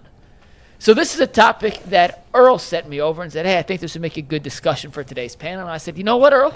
I think you're right. So we're going to have a discussion about some of the community work that Shedeur Sanders has done since coming to Cleveland. And we've all looked at it as a major pro for Shedeur. It's awesome to see him in the community, giving back, helping out where he can. I think it's a negative, Mike. I think wasting his time. I knew it was perfect for this family. Yeah. But we all look at that as a positive. Like, it's got a lot of attention. It's awesome. Yeah. We're all proud of Shedeur for doing it. But if we look at that as a pro for one player, is it a con for other players who haven't done as much, or if they have, it hasn't been publicized as much? Should players be required to kind of give back, or is it on a player-by-player basis? I'm curious what you guys think. Go ahead, Tyvis. I think it's a player-by-player basis. I will say that usually when you're a rookie in the NFL, they kind of make you do things every Tuesday during the season, make you do some type of outreach program. So it's kind of mandatory for a lot of rookies on Tuesdays. Oh, for real? On the off day, yeah. When I was in Seattle, they made us do it every Tuesday. They made us do something. So other players is volunteer. You can sign up and do whatever. Every Tuesday there's something that a team is going to do. You can be a part of it if you sign up for it. It's one of those things that is obviously it's not mandatory at all, but I wish I would have done more. After I left Seattle, I really didn't do too many more until I got to Denver. And I wish when I got to Denver, and I was like, man, I wish I would have been doing this, because it does make a huge impact to be able to go out and meet people in the community and do outreaches and things like that. So, yeah, I don't look at it as a negative for the other guys, though. I mean, listen, when you get to the NFL, there's a lot going on, man. You get into the NFL, you getting money. You trying to juggle this playbook. You worried about trying to get on the field. So it's just a whole lot. Then you got, outside of that, you got probably family issues and stuff like that you're trying to work through. It's just a lot. So I'm not mad at all the other rookies or anybody else that hasn't done this. I'm sure they'll get to it, or they'll get around to it eventually. Because like I said, usually it's kind of mandatory for rookies. So no, I don't look at it as a negative for other people. No. But shout out to Shedeur, though. I appreciate everything he's doing, because Shedeur wanted to be here. He recruited Cleveland his entire draft process. And I tell you what, man, ever since he's been here, he's done everything. He's done all the right things as far as reaching out to community, talking to kids, going down to Garden Valley. Like, bro, I don't even go. I ain't even got pulled to go down to Garden Valley. So shout out to you for even being able to do something like that, man. I kind of forgot you was. Yeah, I forgot. I usually be. What? I usually give Earl and Cecil the hood cards. I forgot. I mean, I ain't listen, man. I hung out on Harvard, but like I wouldn't consider myself a hood dude. Earl and Cecil, like that's legit. Like legit grew up in the hood and all those things. Like I just visited it from time to time. See, man, I ain't. You know what I'm saying? Shout out to y'all, man. But listen, I always say this. I separate the two, man. What you do on the field, your merits are going to show up and do what you want to feel. Like, what you do between the white lines will keep you in the league. Mm-hmm. And it'll keep you a job, right? And that's up to you. You could be a cheerleader all you want for somebody because, you think they can play and everything else. But for me, I separate the two. You could be trash on the football field, but I'll mess with you as a man. I may respect you as a man for what you do for your community. Mm-hmm. Like, for me, I don't care really nothing like about no touchdowns like that. Like at certain points, that's cool. It's entertainment. You know what I'm saying? It's great for your career. But what you do off the field will make me like you as an individual and as a person and salute to you because of what you do for your people and your community. And so for me, I believe that God put stuff on your heart to do things. That's your mission. Everybody, I believe, is here for a reason. Everybody has a mission in life, and you're born and really figure out who you are when you realize what your mission in life is, right? You focused and you understand, and it's a brand new life for you. So to me, it takes time for people to understand where they need to be at and where they need to help and do things. And everybody matures and does different things at certain levels. Everybody may not have that on their heart. It may be for certain diseases or cancer research or homeless people or soup kitchens or outreach to children. Everybody has something that they're passionate about. And I believe everybody can find some way to touch other people's lives. They have some time to do it. So for him, he's been doing this. For him, this is something that he has a passion for doing. And I'm not going to knock other people because they haven't gotten to that point yet. So that means that's him, and congratulations for him. But I also want to say there's a lot of people that do things, maybe Dylan Gabriel or Flacco or whoever the case is. Mason Graham. We shout out Harold Fannin Jr., Dylan Sampson, all these dudes. These guys got other things that they could be doing every single day, and it's not publicized, it's not talked about. That's just what I was going to say. We have no idea if other guys, Shedeur Sanders, amazing what he's doing. Incredible. He's also getting a lot more coverage than most players are, especially rookies. Right. So, and maybe these other guys are doing nothing. I'm not going to kill a guy for not doing charity. That's not fair. Yeah. I'm going to praise a guy for doing it. Yeah. It's great. What he's probably making a huge difference. He probably has met, I don't know how many kids that something he said or just being around him, the fact that it's not like he grew up in these communities. Right. You know what I'm saying? Like, he ain't from Cleveland, but yet it's not like it would be one thing if he went to a community in the area he grew up. Mm-hmm. But this is a whole nother level. So major kudos to him for getting out there and meeting all these kids and changing lives, which I'm sure he is. But I'm not going to use it to bash other players. That's not fair. Side note, it was a player that came out that did a podcast recently. I can't remember if it was a Browns. It was one of the Cleveland athletes that said that when the Browns are doing well, crime goes down. You believe that's true? I can see that. No, I think it is true. Twitter wars go down. What year was it where G. New got their car stolen? That was our second year. That'd been the I forgot about that. That'd been the 24th season. So that was the playoff year. No, they made it in. They made it in our third year. No, it's the fourth. Our first year of the year was 22. Yeah, 23 was the playoff year. Yes. Earl says Jerome Ford did the podcast, by the way. Yeah, that's who it was. Jerome Ford said crime is down in Cleveland when the Browns is doing well. I mean, I could see that. I think people are happier. I think that's a fact. I think that's a fact. Listen, you go back and listen to off season. When we made the playoffs and came into that next year, boy, we was kumbaya. Everybody was loving life. We was sitting there. Mikey McNuggets would come up with these lists talking about they got the Cleveland Browns outside the top 10. Blasphemy. Do you remember when we were arguing? Blasphemy. Are the Browns being disrespected because they're ranked 12th? Oh, yeah. They're 31st. Could you make an argument they should be 27th? Or that Mikey was having topics. Is this the greatest defense in the history of football? We was going after national dudes. This is funny. Like, we got agendas. We talk about narratives. We had a whole narrative back then. If you came on the show and you wasn't congratulatory, we was coming after you. Yes, we was gonna get you together. We was tighten you up. What you mean? You didn't see that last quarter from Deshaun Watson? Yeah. That Ravens game was the greatest game we've ever seen. That's true. Bar none. I think charity is deeply personal, as G said, and I think forcing people to do things is meaningless. Because if you don't want to be there, you're not going to have the right attitude. Facts. Although what Tyvis said, like, you might not have done any charity if you hadn't had that experience, and them making you do it opened your eyes to wanting to do some charity work. So I don't think I would say it would be a good idea to have give players a list of 1 million different things they could do charity-wise, and ask them to go once. Don't force them, but ask them to go once, and maybe they get inspired by that one experience. But I really don't like forcing somebody to do charity because it's charity. It shouldn't be forced. And if you go into the reason Shedeur Sanders is going to make a difference in the lives of all these people is not just because he's there.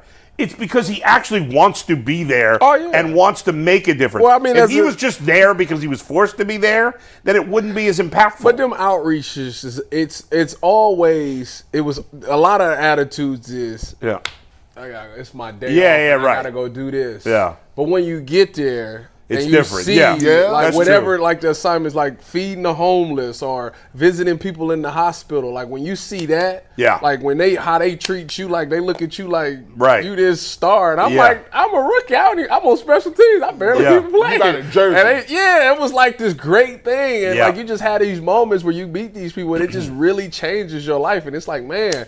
Like, I'm glad I did it. Like, it's one of those things. It's very seldom that people go, I don't want to go to this thing, go to the event and be like, when I can't wait till I leave. You be kind of caught up in the moment. I always say, everybody do things in their own right. Like, you know, it's so crazy. Like, we sit up here, we argue all the time, right?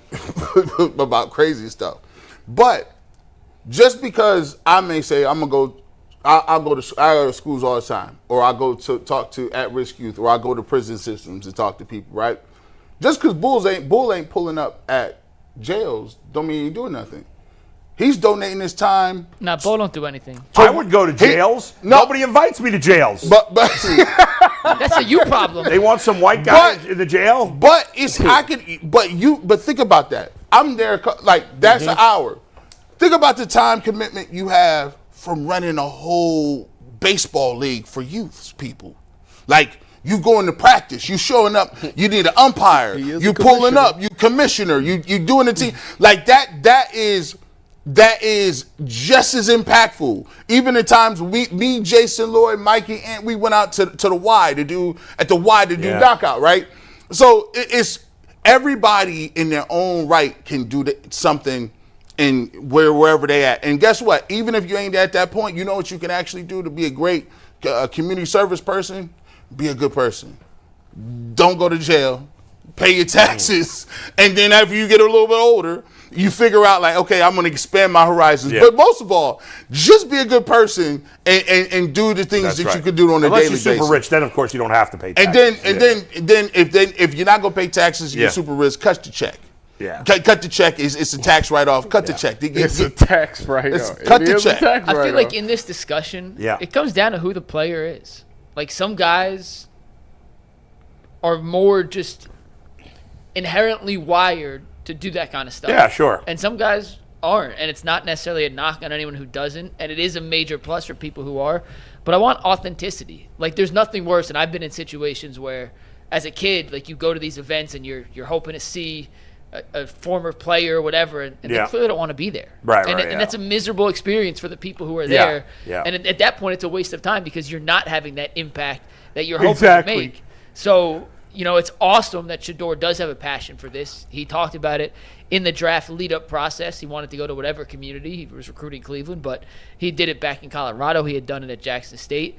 Anyone who is saying Mason Graham, Dylan Gabriel, Dylan Sampson, whoever, they're not doing it, it's not a knock on them. And we don't know what they're doing. And they may not be doing anything, but we don't know. Yeah, we have no idea. But it's just all about being authentic. Yeah. And when you make that authentic connection to a community in some of these situations that Shedeur clearly has, it's really cool to see. And I do think it endears a new player to that fan base and to that community a lot quicker when they are going out and doing things like that.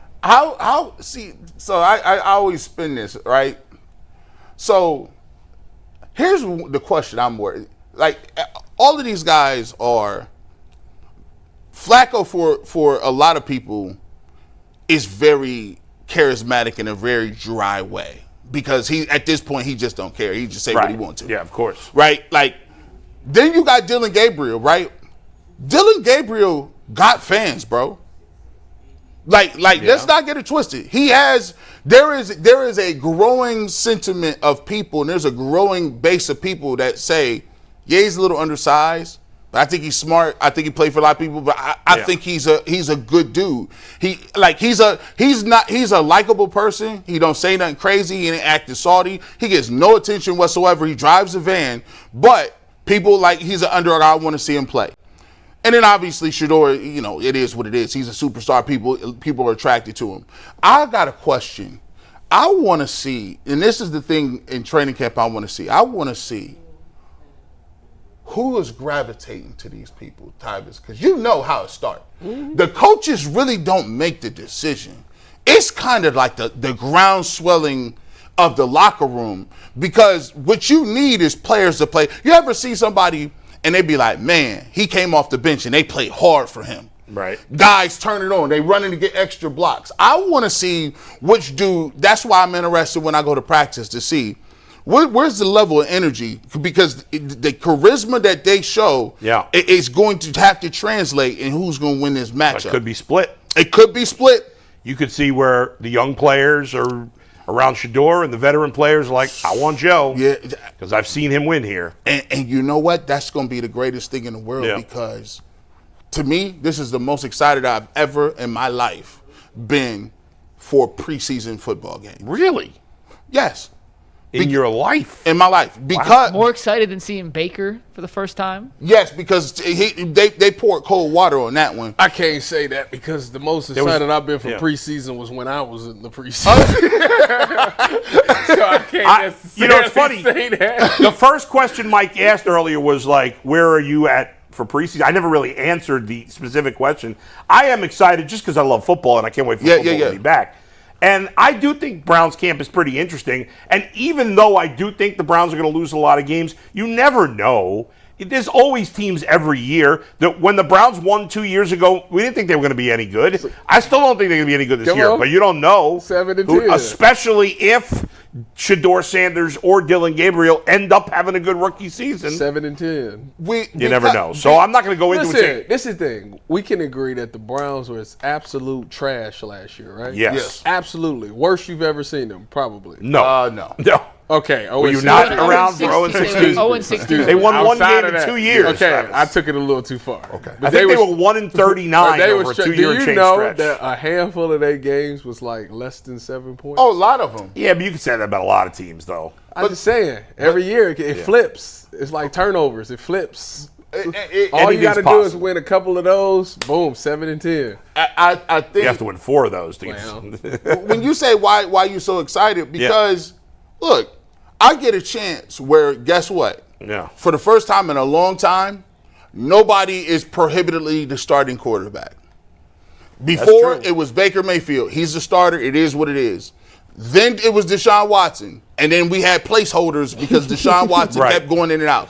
So it didn't matter how bad he played. Yeah. Now I can literally sit here and I'm going to find out if you're a person who thinks Dylan Gabriel is great. You get an opportunity to see. That's what I told you. Well, they need that. See what I said right there. At the end of the day, I'm still judging whether they hit on Shedeur or not. I'm still judging them off of Dylan Gabriel. This is the guy that they circled as they got. Well, they had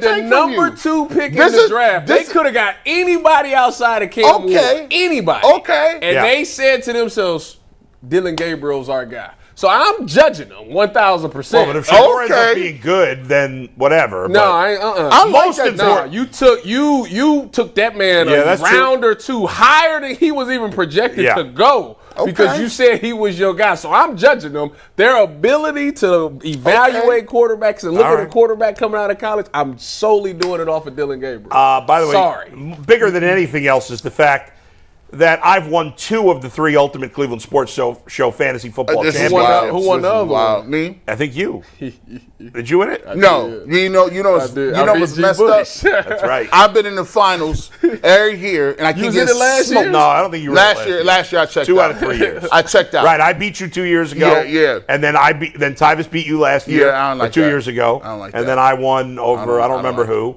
And I'm gonna hopefully beat win Jason again. Lloyd the first year. Oh yeah. What are you talking about? And y'all to split the money because of the DeMar Hamlin thing. No, I was killing him, so I won it. Yeah. You was doing what? All right, let's get to our. By the way, you know how I don't know. Remember a couple of weeks ago, I was telling you guys I'm doing like a dynasty league draft.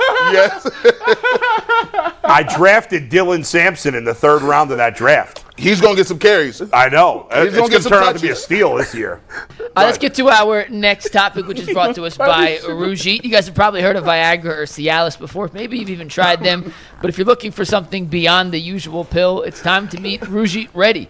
Rougit Ready is a next-gen prescription treatment designed to amplify arousal in the brain and boost blood flow. Unlike the usual pills that can take hours, Rougit's 3-in-1 formula dissolves under your tongue and kicks in fast, in just 15 minutes on average, and effects can last up to 36 hours, so you can stay confident and in control when the moment is right. Head to Rougit.com/LockedOnNFL and use code LockedOnNFL to get 15% off today. That is Rougit, RUGIET.com/LockedOnNFL, and use promo code LockedOnNFL for 15% off.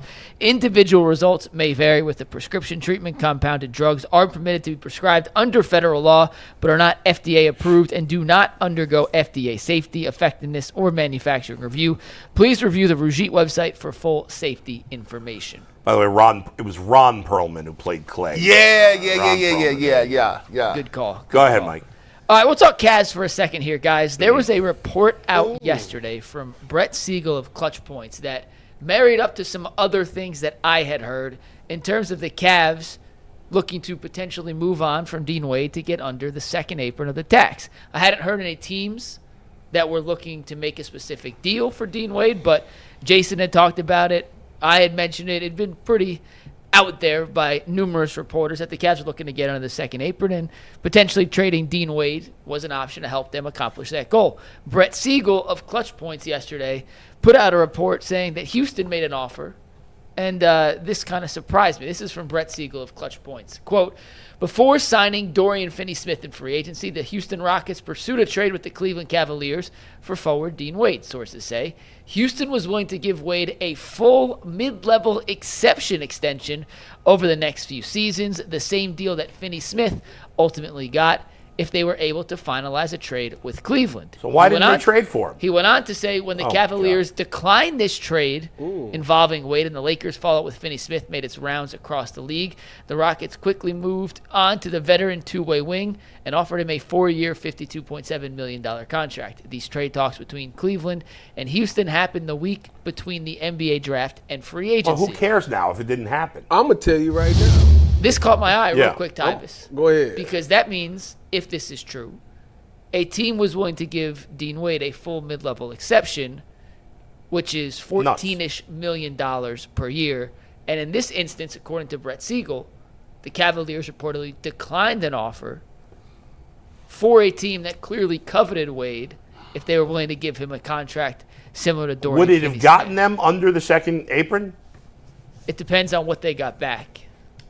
I don't believe that. I think that's bullshit. Why would they? Dean Wade is a useless player. Why would they not do that? That is what I was getting to.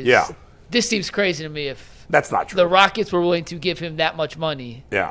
And later in the report, he mentioned it was a sizable offer, and the Cavs turned that down. I don't know. And a month later, he's reporting it. There's no way that this is true. If it is true, Dean Wade need to go right up to Kobe Altman and slap him. And I don't even promote violence, but if you go cut a man's pockets like that, that's ridiculous. $52 million, is that what that was? Dean Wade is a freaking stiff. There's no way. Why would you? Do you think Dan Gilbert would not want to get out of the extra second apron stupid thing? They're keeping Dean Wade. That doesn't make any sense. Did his agent talk to somebody? There's no way that this has to be his agency saying like this is not trying to put him like, hey, you thought Finney-Smith was nice. They wanted to get Dean Wade the bag too. The Cavs just didn't even want it like that. Ain't no way they stopped that man from getting no bag. Just trading Dean Wade does not get the Cavs under the second apron, by the way. Okay. Gets them closer, not all the way under. So yeah, we need to be all the way under. so you declined. Could they have still gotten under? Like somebody else? We need to get all the way. We need all the way under that joint. Dean Wade is a useless player, so here's the thing, though. Yeah. I will say this. The Vanilla Wolf is one of the highest levels of fool's gold. What he does is you don't got to give him touches. He's 6'8", 6'9", can shoot the ball. Is a plus defender. And it's not going to give you no problems. He's the kid in the classroom that's willing to take the trash out. The teacher ain't got to notice him. They like, man, we ain't said nothing to Dean all day. And what happens is you fool yourself into giving them rotation minutes, right? Yeah. You invest them. That first round come around, that it turned right back into a pumpkin coach. You'd be like, what happened to Dean? Like what Jason said that one year, I'd never forget it in my life. This is the greatest quote Jason Lloyd ever said. Yeah, when they moved on from Kevin Love, really messed Dean up. I said, how does moving on from a man that played your position and opened minutes up for you mess you up? Then it moved on from Tyvis. G. Bush was messed up, bro. That's what you know what they said. That's what John King said about Jameis. When they moved on from Jameis and gave DTR that spot, that's what kind of that messed him up. How does that what it showed you got to go out there. Now you got to play. Yeah. Now you gotta, they can properly evaluate. He's like, I was the backup white guy. There was no pressure being the backup white guy. All I got to do is hit 2 shots and hustle. Now I'm the white guy. That's tough. And Ty Jerome found out that's kind of tough to do. We be asking y'all to play. Shoot. I mean, I know Mike and Jason were hyping up Dean Wade in the regular season like he was a superstar. Who is our backup power forward? Larry Nance. Yeah, we good. Oh yeah, I guess we can. Good. Yeah, you can. We good. We straight. And Larry Nance be shooting now. And you can't. And just cutting his salary is not going to put us under the apron.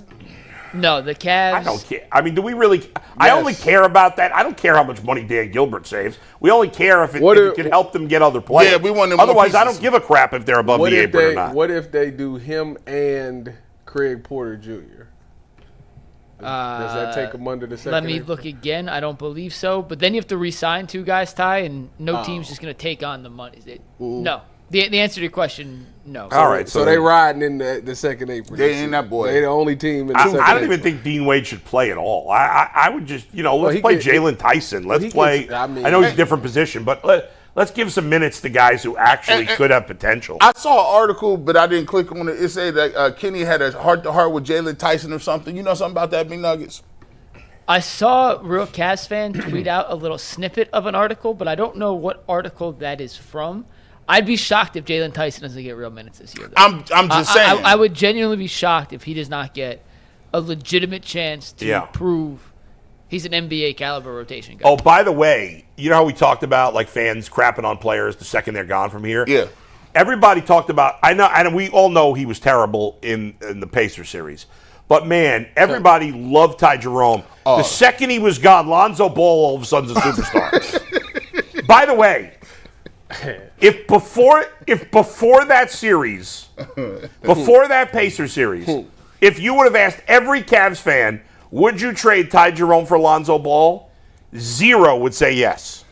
0. Correct. Now, every fan said they want that trade. It's training camp truth. You'd think Lonzo Ball can actually make it through a season. Is that a question? No, he can't make it through a season. Not a question.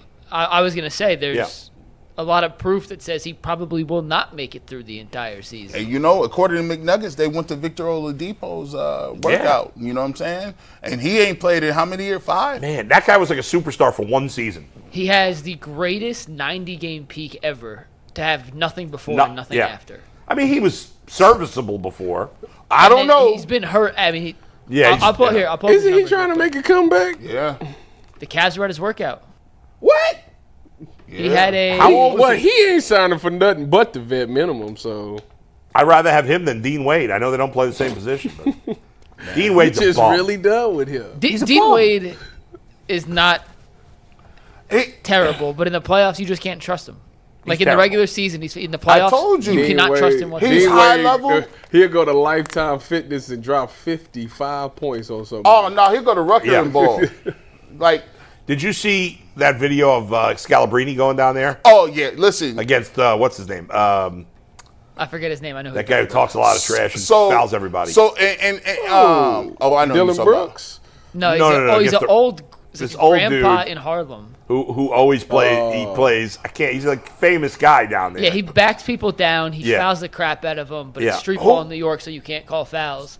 You don't call fouls in New York. No. No. No blood, no foul. I don't call fouls ever. I want to ask y'all this question. Yeah.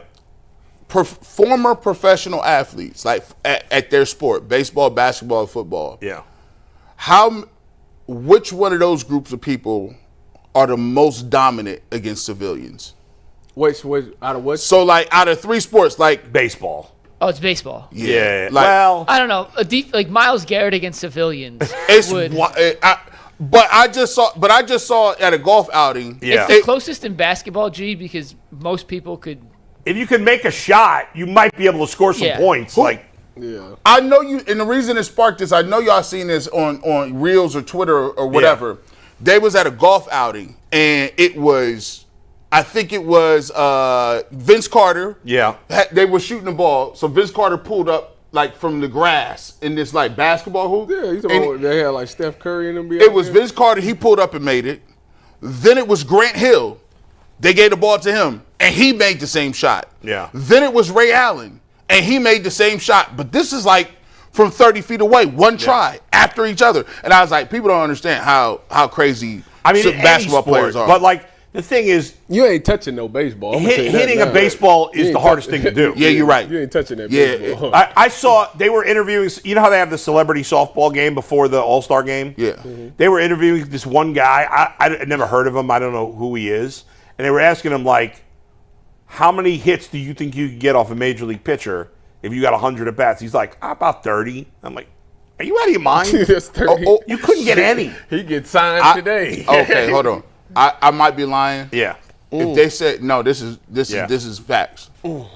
Civilian having to tackle Derrick Henry.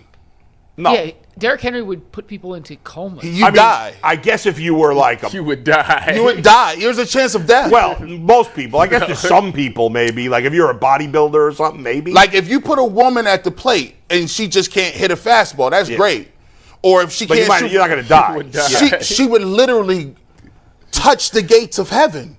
She's there. Like Well, I don't think we want a woman to get, you know. But yeah, but like if it's just a civilian, like Yeah. tackle Nick Chubb. I don't think Derrick Henry would do that. No, Like a woman like trying to tackle him. Just put Ann out there then. Ant. Yeah. Listen, Ant's got enough physical issues already. He gets hurt in his sleep. Like I can't afford to lose him to Derrick You Henry. better grab a Can you leg. imagine? I wasn't here last week, yeah. so I didn't hear if you guys have already talked about this. We'll wrap up in 1 sec. But, Yeah. Bull, I know you did not watch, so you were excused from this conversation. Okay. G and Tyvis, what do you think of Tyrese Proctor, Naquan Tomlin, Jordan So- Tyson, Summer League? So- I like him. So listen, this is wild. Jalen Tyson got a jumper like that. I listen. I like the fact that when Craig Porter Jr. went out, yes, we watch Summer League around here, and I do watch it. Yes. And I do watch it because it doesn't matter that Amani Bates isn't here anymore. I watch Summer League, so I like the fact Will that he get picked up again? we'll see. He might want to just go to China and shoot a bunch of shots. You know what I'm saying? You get some checks over there. But listen, Big three. Jalen Tyson, I like the fact that this man he has some point guard skills. I didn't like the fact that he was turning the ball over late. Like he made some turnovers that cost him a game one time. But I like the fact that he showed that he can move and move the ball and get dribble a little better and create. Now, this Naquan Tomlin dude, McNuggets, I'm conflicted. Because he has what I would call like the old man game. Do you know his backstory real quick? You know, he didn't play high school basketball. He didn't play high school basketball? He grew up in New York, played street ball, played Rucker Park. A coach saw him one night, ended up going, I think, D2, then transferred around. But he never played high school basketball. Wow. His game is unique because he learned How old is he? street ball. He's 24. Who he think He's he from is? Harlem. Who he think he is? Skip to my Lou? Skip put us out of the playoff one year. I was mad. But he has a game where it's like, Well, he went D1 eventually, Mike. Yeah, he ended up at Memphis and Kansas State. But he started in community college. He was knocking down some shots that I didn't think he could knock down. So he's a Yeah. project. By the he's not really big, but he was getting offensive rebound. He got this in between game where I don't know. I'm like, He's 6'9", G. are you not nice? small. Yeah. Are you nice like this? I don't know if he a small forward or a Or big. By the way, I got to root for this guy now. The college, the junior college that he started at, I actually know that school because it was about 20 minutes away from my college. Monroe? Yeah, it's in Rochester, New York. That's where he went. I know that school well because we used to like cover their basketball games when I was in college. He's got a unique So, G, when I saw the Dean Wade thing, and I'm glad you brought up Tomlin, I didn't want to dive into a Tomlin conversation because I understand Bull was unfamiliar with anything that had to do with Naquan Tomlin. It's okay. Yeah, I had no clue who he was. Had you heard of him before this year? He played in the regular season. He played like a game against He played a game or two in the regular season. He played against the did? Bucks, I remember. I think He's on a two-way Yeah. deal with the Cavs. If you move on from Wade, Tomlin is the natural fill-in next guy to kind of fill that spot as the fourth big, plays a little bit of wing. Yeah. His offensive game, it's wonky. Like Are It's we weird. buying him as legit? But he had 3-level score, He's- though. if you ever have played He's like an old basketball, school you'll player? know what I'm going to say. Yeah, he's a guy that you watch and you're like, how the hell did that go in? Yeah, But right, he makes those shots. And if you play pickup, there's always the guy there. Yes. And it's not in a bad. I don't mean that as a bad thing. Who's that big white dude on Utah? Is he like that guy? No, he's not. He's not a big. He's not a big. He's He's a a- small. I He's said a he's wing. 6'9", but he's a He's a small wing. No, forward. but this guy's not a big either. Is it Lloyd Markkinen? No. He doesn't look like a basketball Walker player. Kessler's the big white guy. Maybe it's not It's you. You talking not about the Walker Rockets Kessler. Summer League dude that was No. This guy's not a summer league. He's been in the league for a long time. Yeah, This guy. on Utah, their two big white guys are Kessler and Markkinen. Markkinen And doesn't it's play. not Utah. Yeah. He's like balding. He doesn't look like Oh, an you NBA talk about player. the left-handed guy from Joe Australia. Ingles? Joe Ingles. Joe Ingles. Yeah. Well, That guy, you look at him, you're like, he's a pretty good player. He kind of got the same. Is he a Joe Ingles type He's of a guy? little bit better athlete than that, but this guy, he's a much better athlete. He's a much Wait better a athlete. second. better Are we athlete. just saying he's a better athlete because he's black? Let's be honest. No. He's not a great athlete though. He's not gonna just be dunking over people Yeah. and just He be blowing throwing- by you. be But throwing You know, up people them will just crazy shots. especially white people will just assume the black guy's a better athlete. oh because he's black. It's He not. dropped 30. I love when some white people be like, yeah, he's a good base runner. He's got one steal. Yeah. Just because he's black doesn't mean Well, he's I a good just base sent runner. you Naquan Tomlin. Yes, He had a one career steal, high yeah. 35 points in the G League last year. Yeah. When we're doing super chats, look over. I want a Naquan. All right, I'm going Tomlin. to start watching this guy. I think he's Yeah. going to be my Amani Bates, this guy. Okay, all right. You're gonna do. I'm down with this guy. There I like is a that he's a youth- street But baller. G, There's a UCSS slot for that. Yeah, it's yeah, like yeah. it's like a to get back to where we started, Yeah. I'm fascinated by Tomlin. I legitimately am fascinated because there's something to his game that's unique, and he's right in the right spot at the right time. putbacks. He finds ways to make shots, and you'll see in the clip I sent you, Bull. And I want you to watch it when I'm doing super chats. I'm Yeah. serious. Oh. It's like, was that a good shot? But it goes in, and he took it again, and it's a good shot for him, but it's not.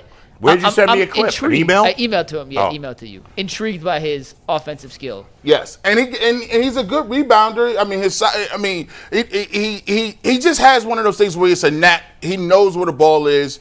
He hit a lot of open shots. Where I'm like, oh, you shooting that? Okay, like, and Got plus basketball instincts. and plus he was getting 30 plus. It wasn't just one game he was getting 30. He was getting it off. Like that's him. It's a weird game. I meant to ask McNuggets about that. I forgot about that because I was watching. I'm like, man, I don't know about this man's game. Bull, just sent you another one, too. This was from the Summer League. As I do that, and you guys watch, we'll get their instant reaction, Naquan Tomlin. We got two reads before we get to Super Chats. First, is FanDuel. Summer sports are in full swing. Whether you're all about baseball under the lights, golf on the green, or high-stakes soccer action, FanDuel is the best way to make every game even more exciting. You're already following the action, so why not make it a little more thrilling with FanDuel? You can get in on the game while your friends are getting sunburnt at the beach. If you're new to FanDuel, well, we got a new offer for you. New customers can bet $5 and get $150 in bonus bets if their first $5 bet wins. Open the FanDuel app today or visit FanDuel.com/UCSS to get started. And we have the FanDuel ticket that you can pull up here. We got a winning FanDuel ticket. It is in a social news desk, and it is here. So give me 1 sec while I pull it up. But we got a winning ticket from Carmen Santana. Check out this ticket real quick, Bull. Yeah. Carmen Santana last night bet Jose to hit a home run, Manzardo to hit a double, Angel Martinez to hit a single, and Brian Rocchio to record 2+ bases. that is one of the greatest pools That of all $4 time. bet Did he turned win into there? $450. How much did he bet? $4, one for $50. Damn. So shout out to Carmen Santana for that winning bet. That is random. That is beyond It's random. a great win, though. Epicor is also a sponsor of today's show. Every team knows the value of hard work, of taking pride in what you build, and practicing every detail to get the best results.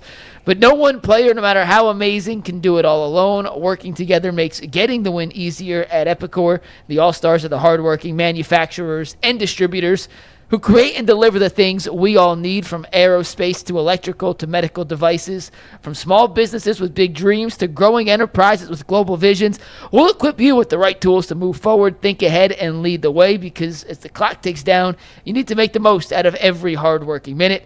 Easier doesn't cut corners. Easier finds the lane. Discover your success at easierwithepicor.com.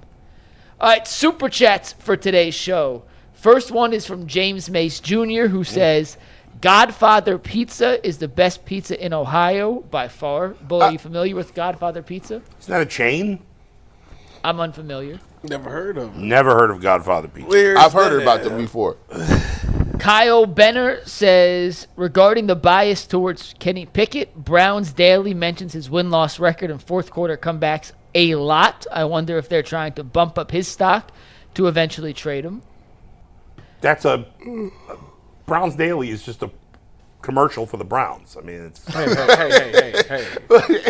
Macaroni. I thought he said I was hating earlier. Hey, you need- Bull always wait, comes wait. back. Hold If I on. start off hot, I was hot earlier. Wait a Bull minute. always finds a way to come back. He's like, no, you ain't got more hot takes to me. Wait a I got minute. 45 more minutes to go. Cause I Macaroni get a the check one? from them, so y'all got cheap. all right. Okay. Macaroni the one says, Bull, you need to try Bella Pizza in Old Brooklyn. It's awesome. Go Cavs. I'm willing to try these places, man. Bella Pizza. Are you me the see. grand champion of pizza in I might Cleveland? be. I don't know. Godfather Pizza. I never heard of Godfather Pizza. In Old Brooklyn. Godfather is in Old Brooklyn? No. Godfather was the first one. Bella Pizza. Oh, in I looked Old at Godfather's Pizza, and I'm looking to see how many locations. Like Godfather, the third entry said Godfather's Gentlemen's Club. Sure, It they said serve Belmont. Where good is pizza, Belmont, Ohio? I have never heard of Belmont, Ohio. man, That's 2 hours away from here. No, Bella is in Old Brooklyn. Okay, Bella in Old Brooklyn. Let me Man, see. you might want to delete that. And the search Goober history. 216 says, Bull, Tyvis, and Mike, what's your second favorite NFL team? Tyvis, do you have a second favorite team? NFL team? Yeah. San Francisco paid me well, so. But bro, you said that you can't. Why are they asking If me you that play for and them, not G. Bush? you don't like them. They asked G. Bush Not yesterday. true. You said Oh. that earlier. My Mine's second the favorite Giants. team is I the root for all Browns. the Yeah, teams mine's I the play Giants. for. Huh? I root for all the teams I Don't play be for. disingenuous. Well, no, my second. He asked what's the second team besides the Browns. Oh, I said besides the Giants. So Browns, yours- it's yours is the the Bengals. Bengals, Okay, yeah. yeah. Everybody has a legitimate reason to have a second team except for me. Yeah, for sure. Ty doesn't play for half of them. Yeah. Bull, what'd you think of Naquan Tomlin in the minute and a half you watched? It was he does take a. I like his game.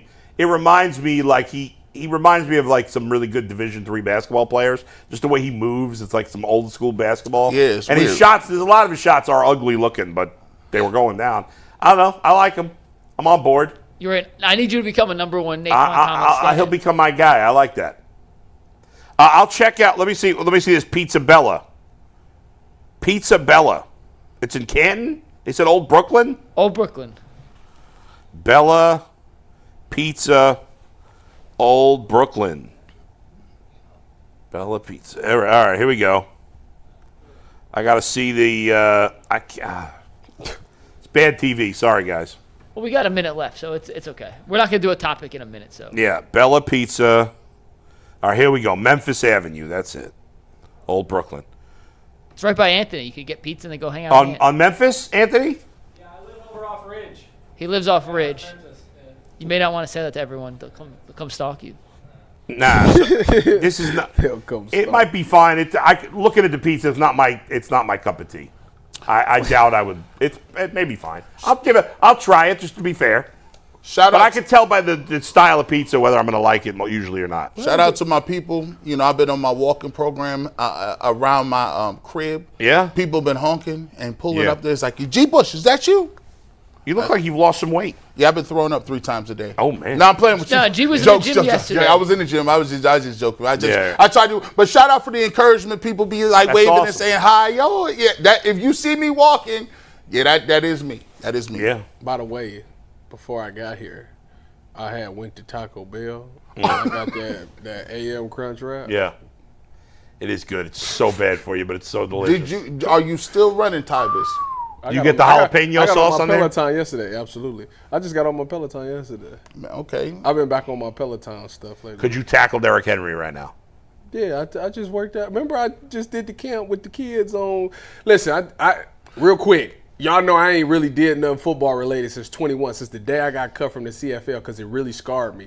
So I really haven't been, like, football had a bad taste in my mouth to where I hated the game. But Saturday was the first time I went back out there and, like, competed. Like, these kids was 10, 11 years old. But it was the first time that I, like, was moving like that on the field. Man. Your feet. More on this in overtime. The Ultimate Cleveland Sports. I want to hear more about this, Tyvis. Tyvis.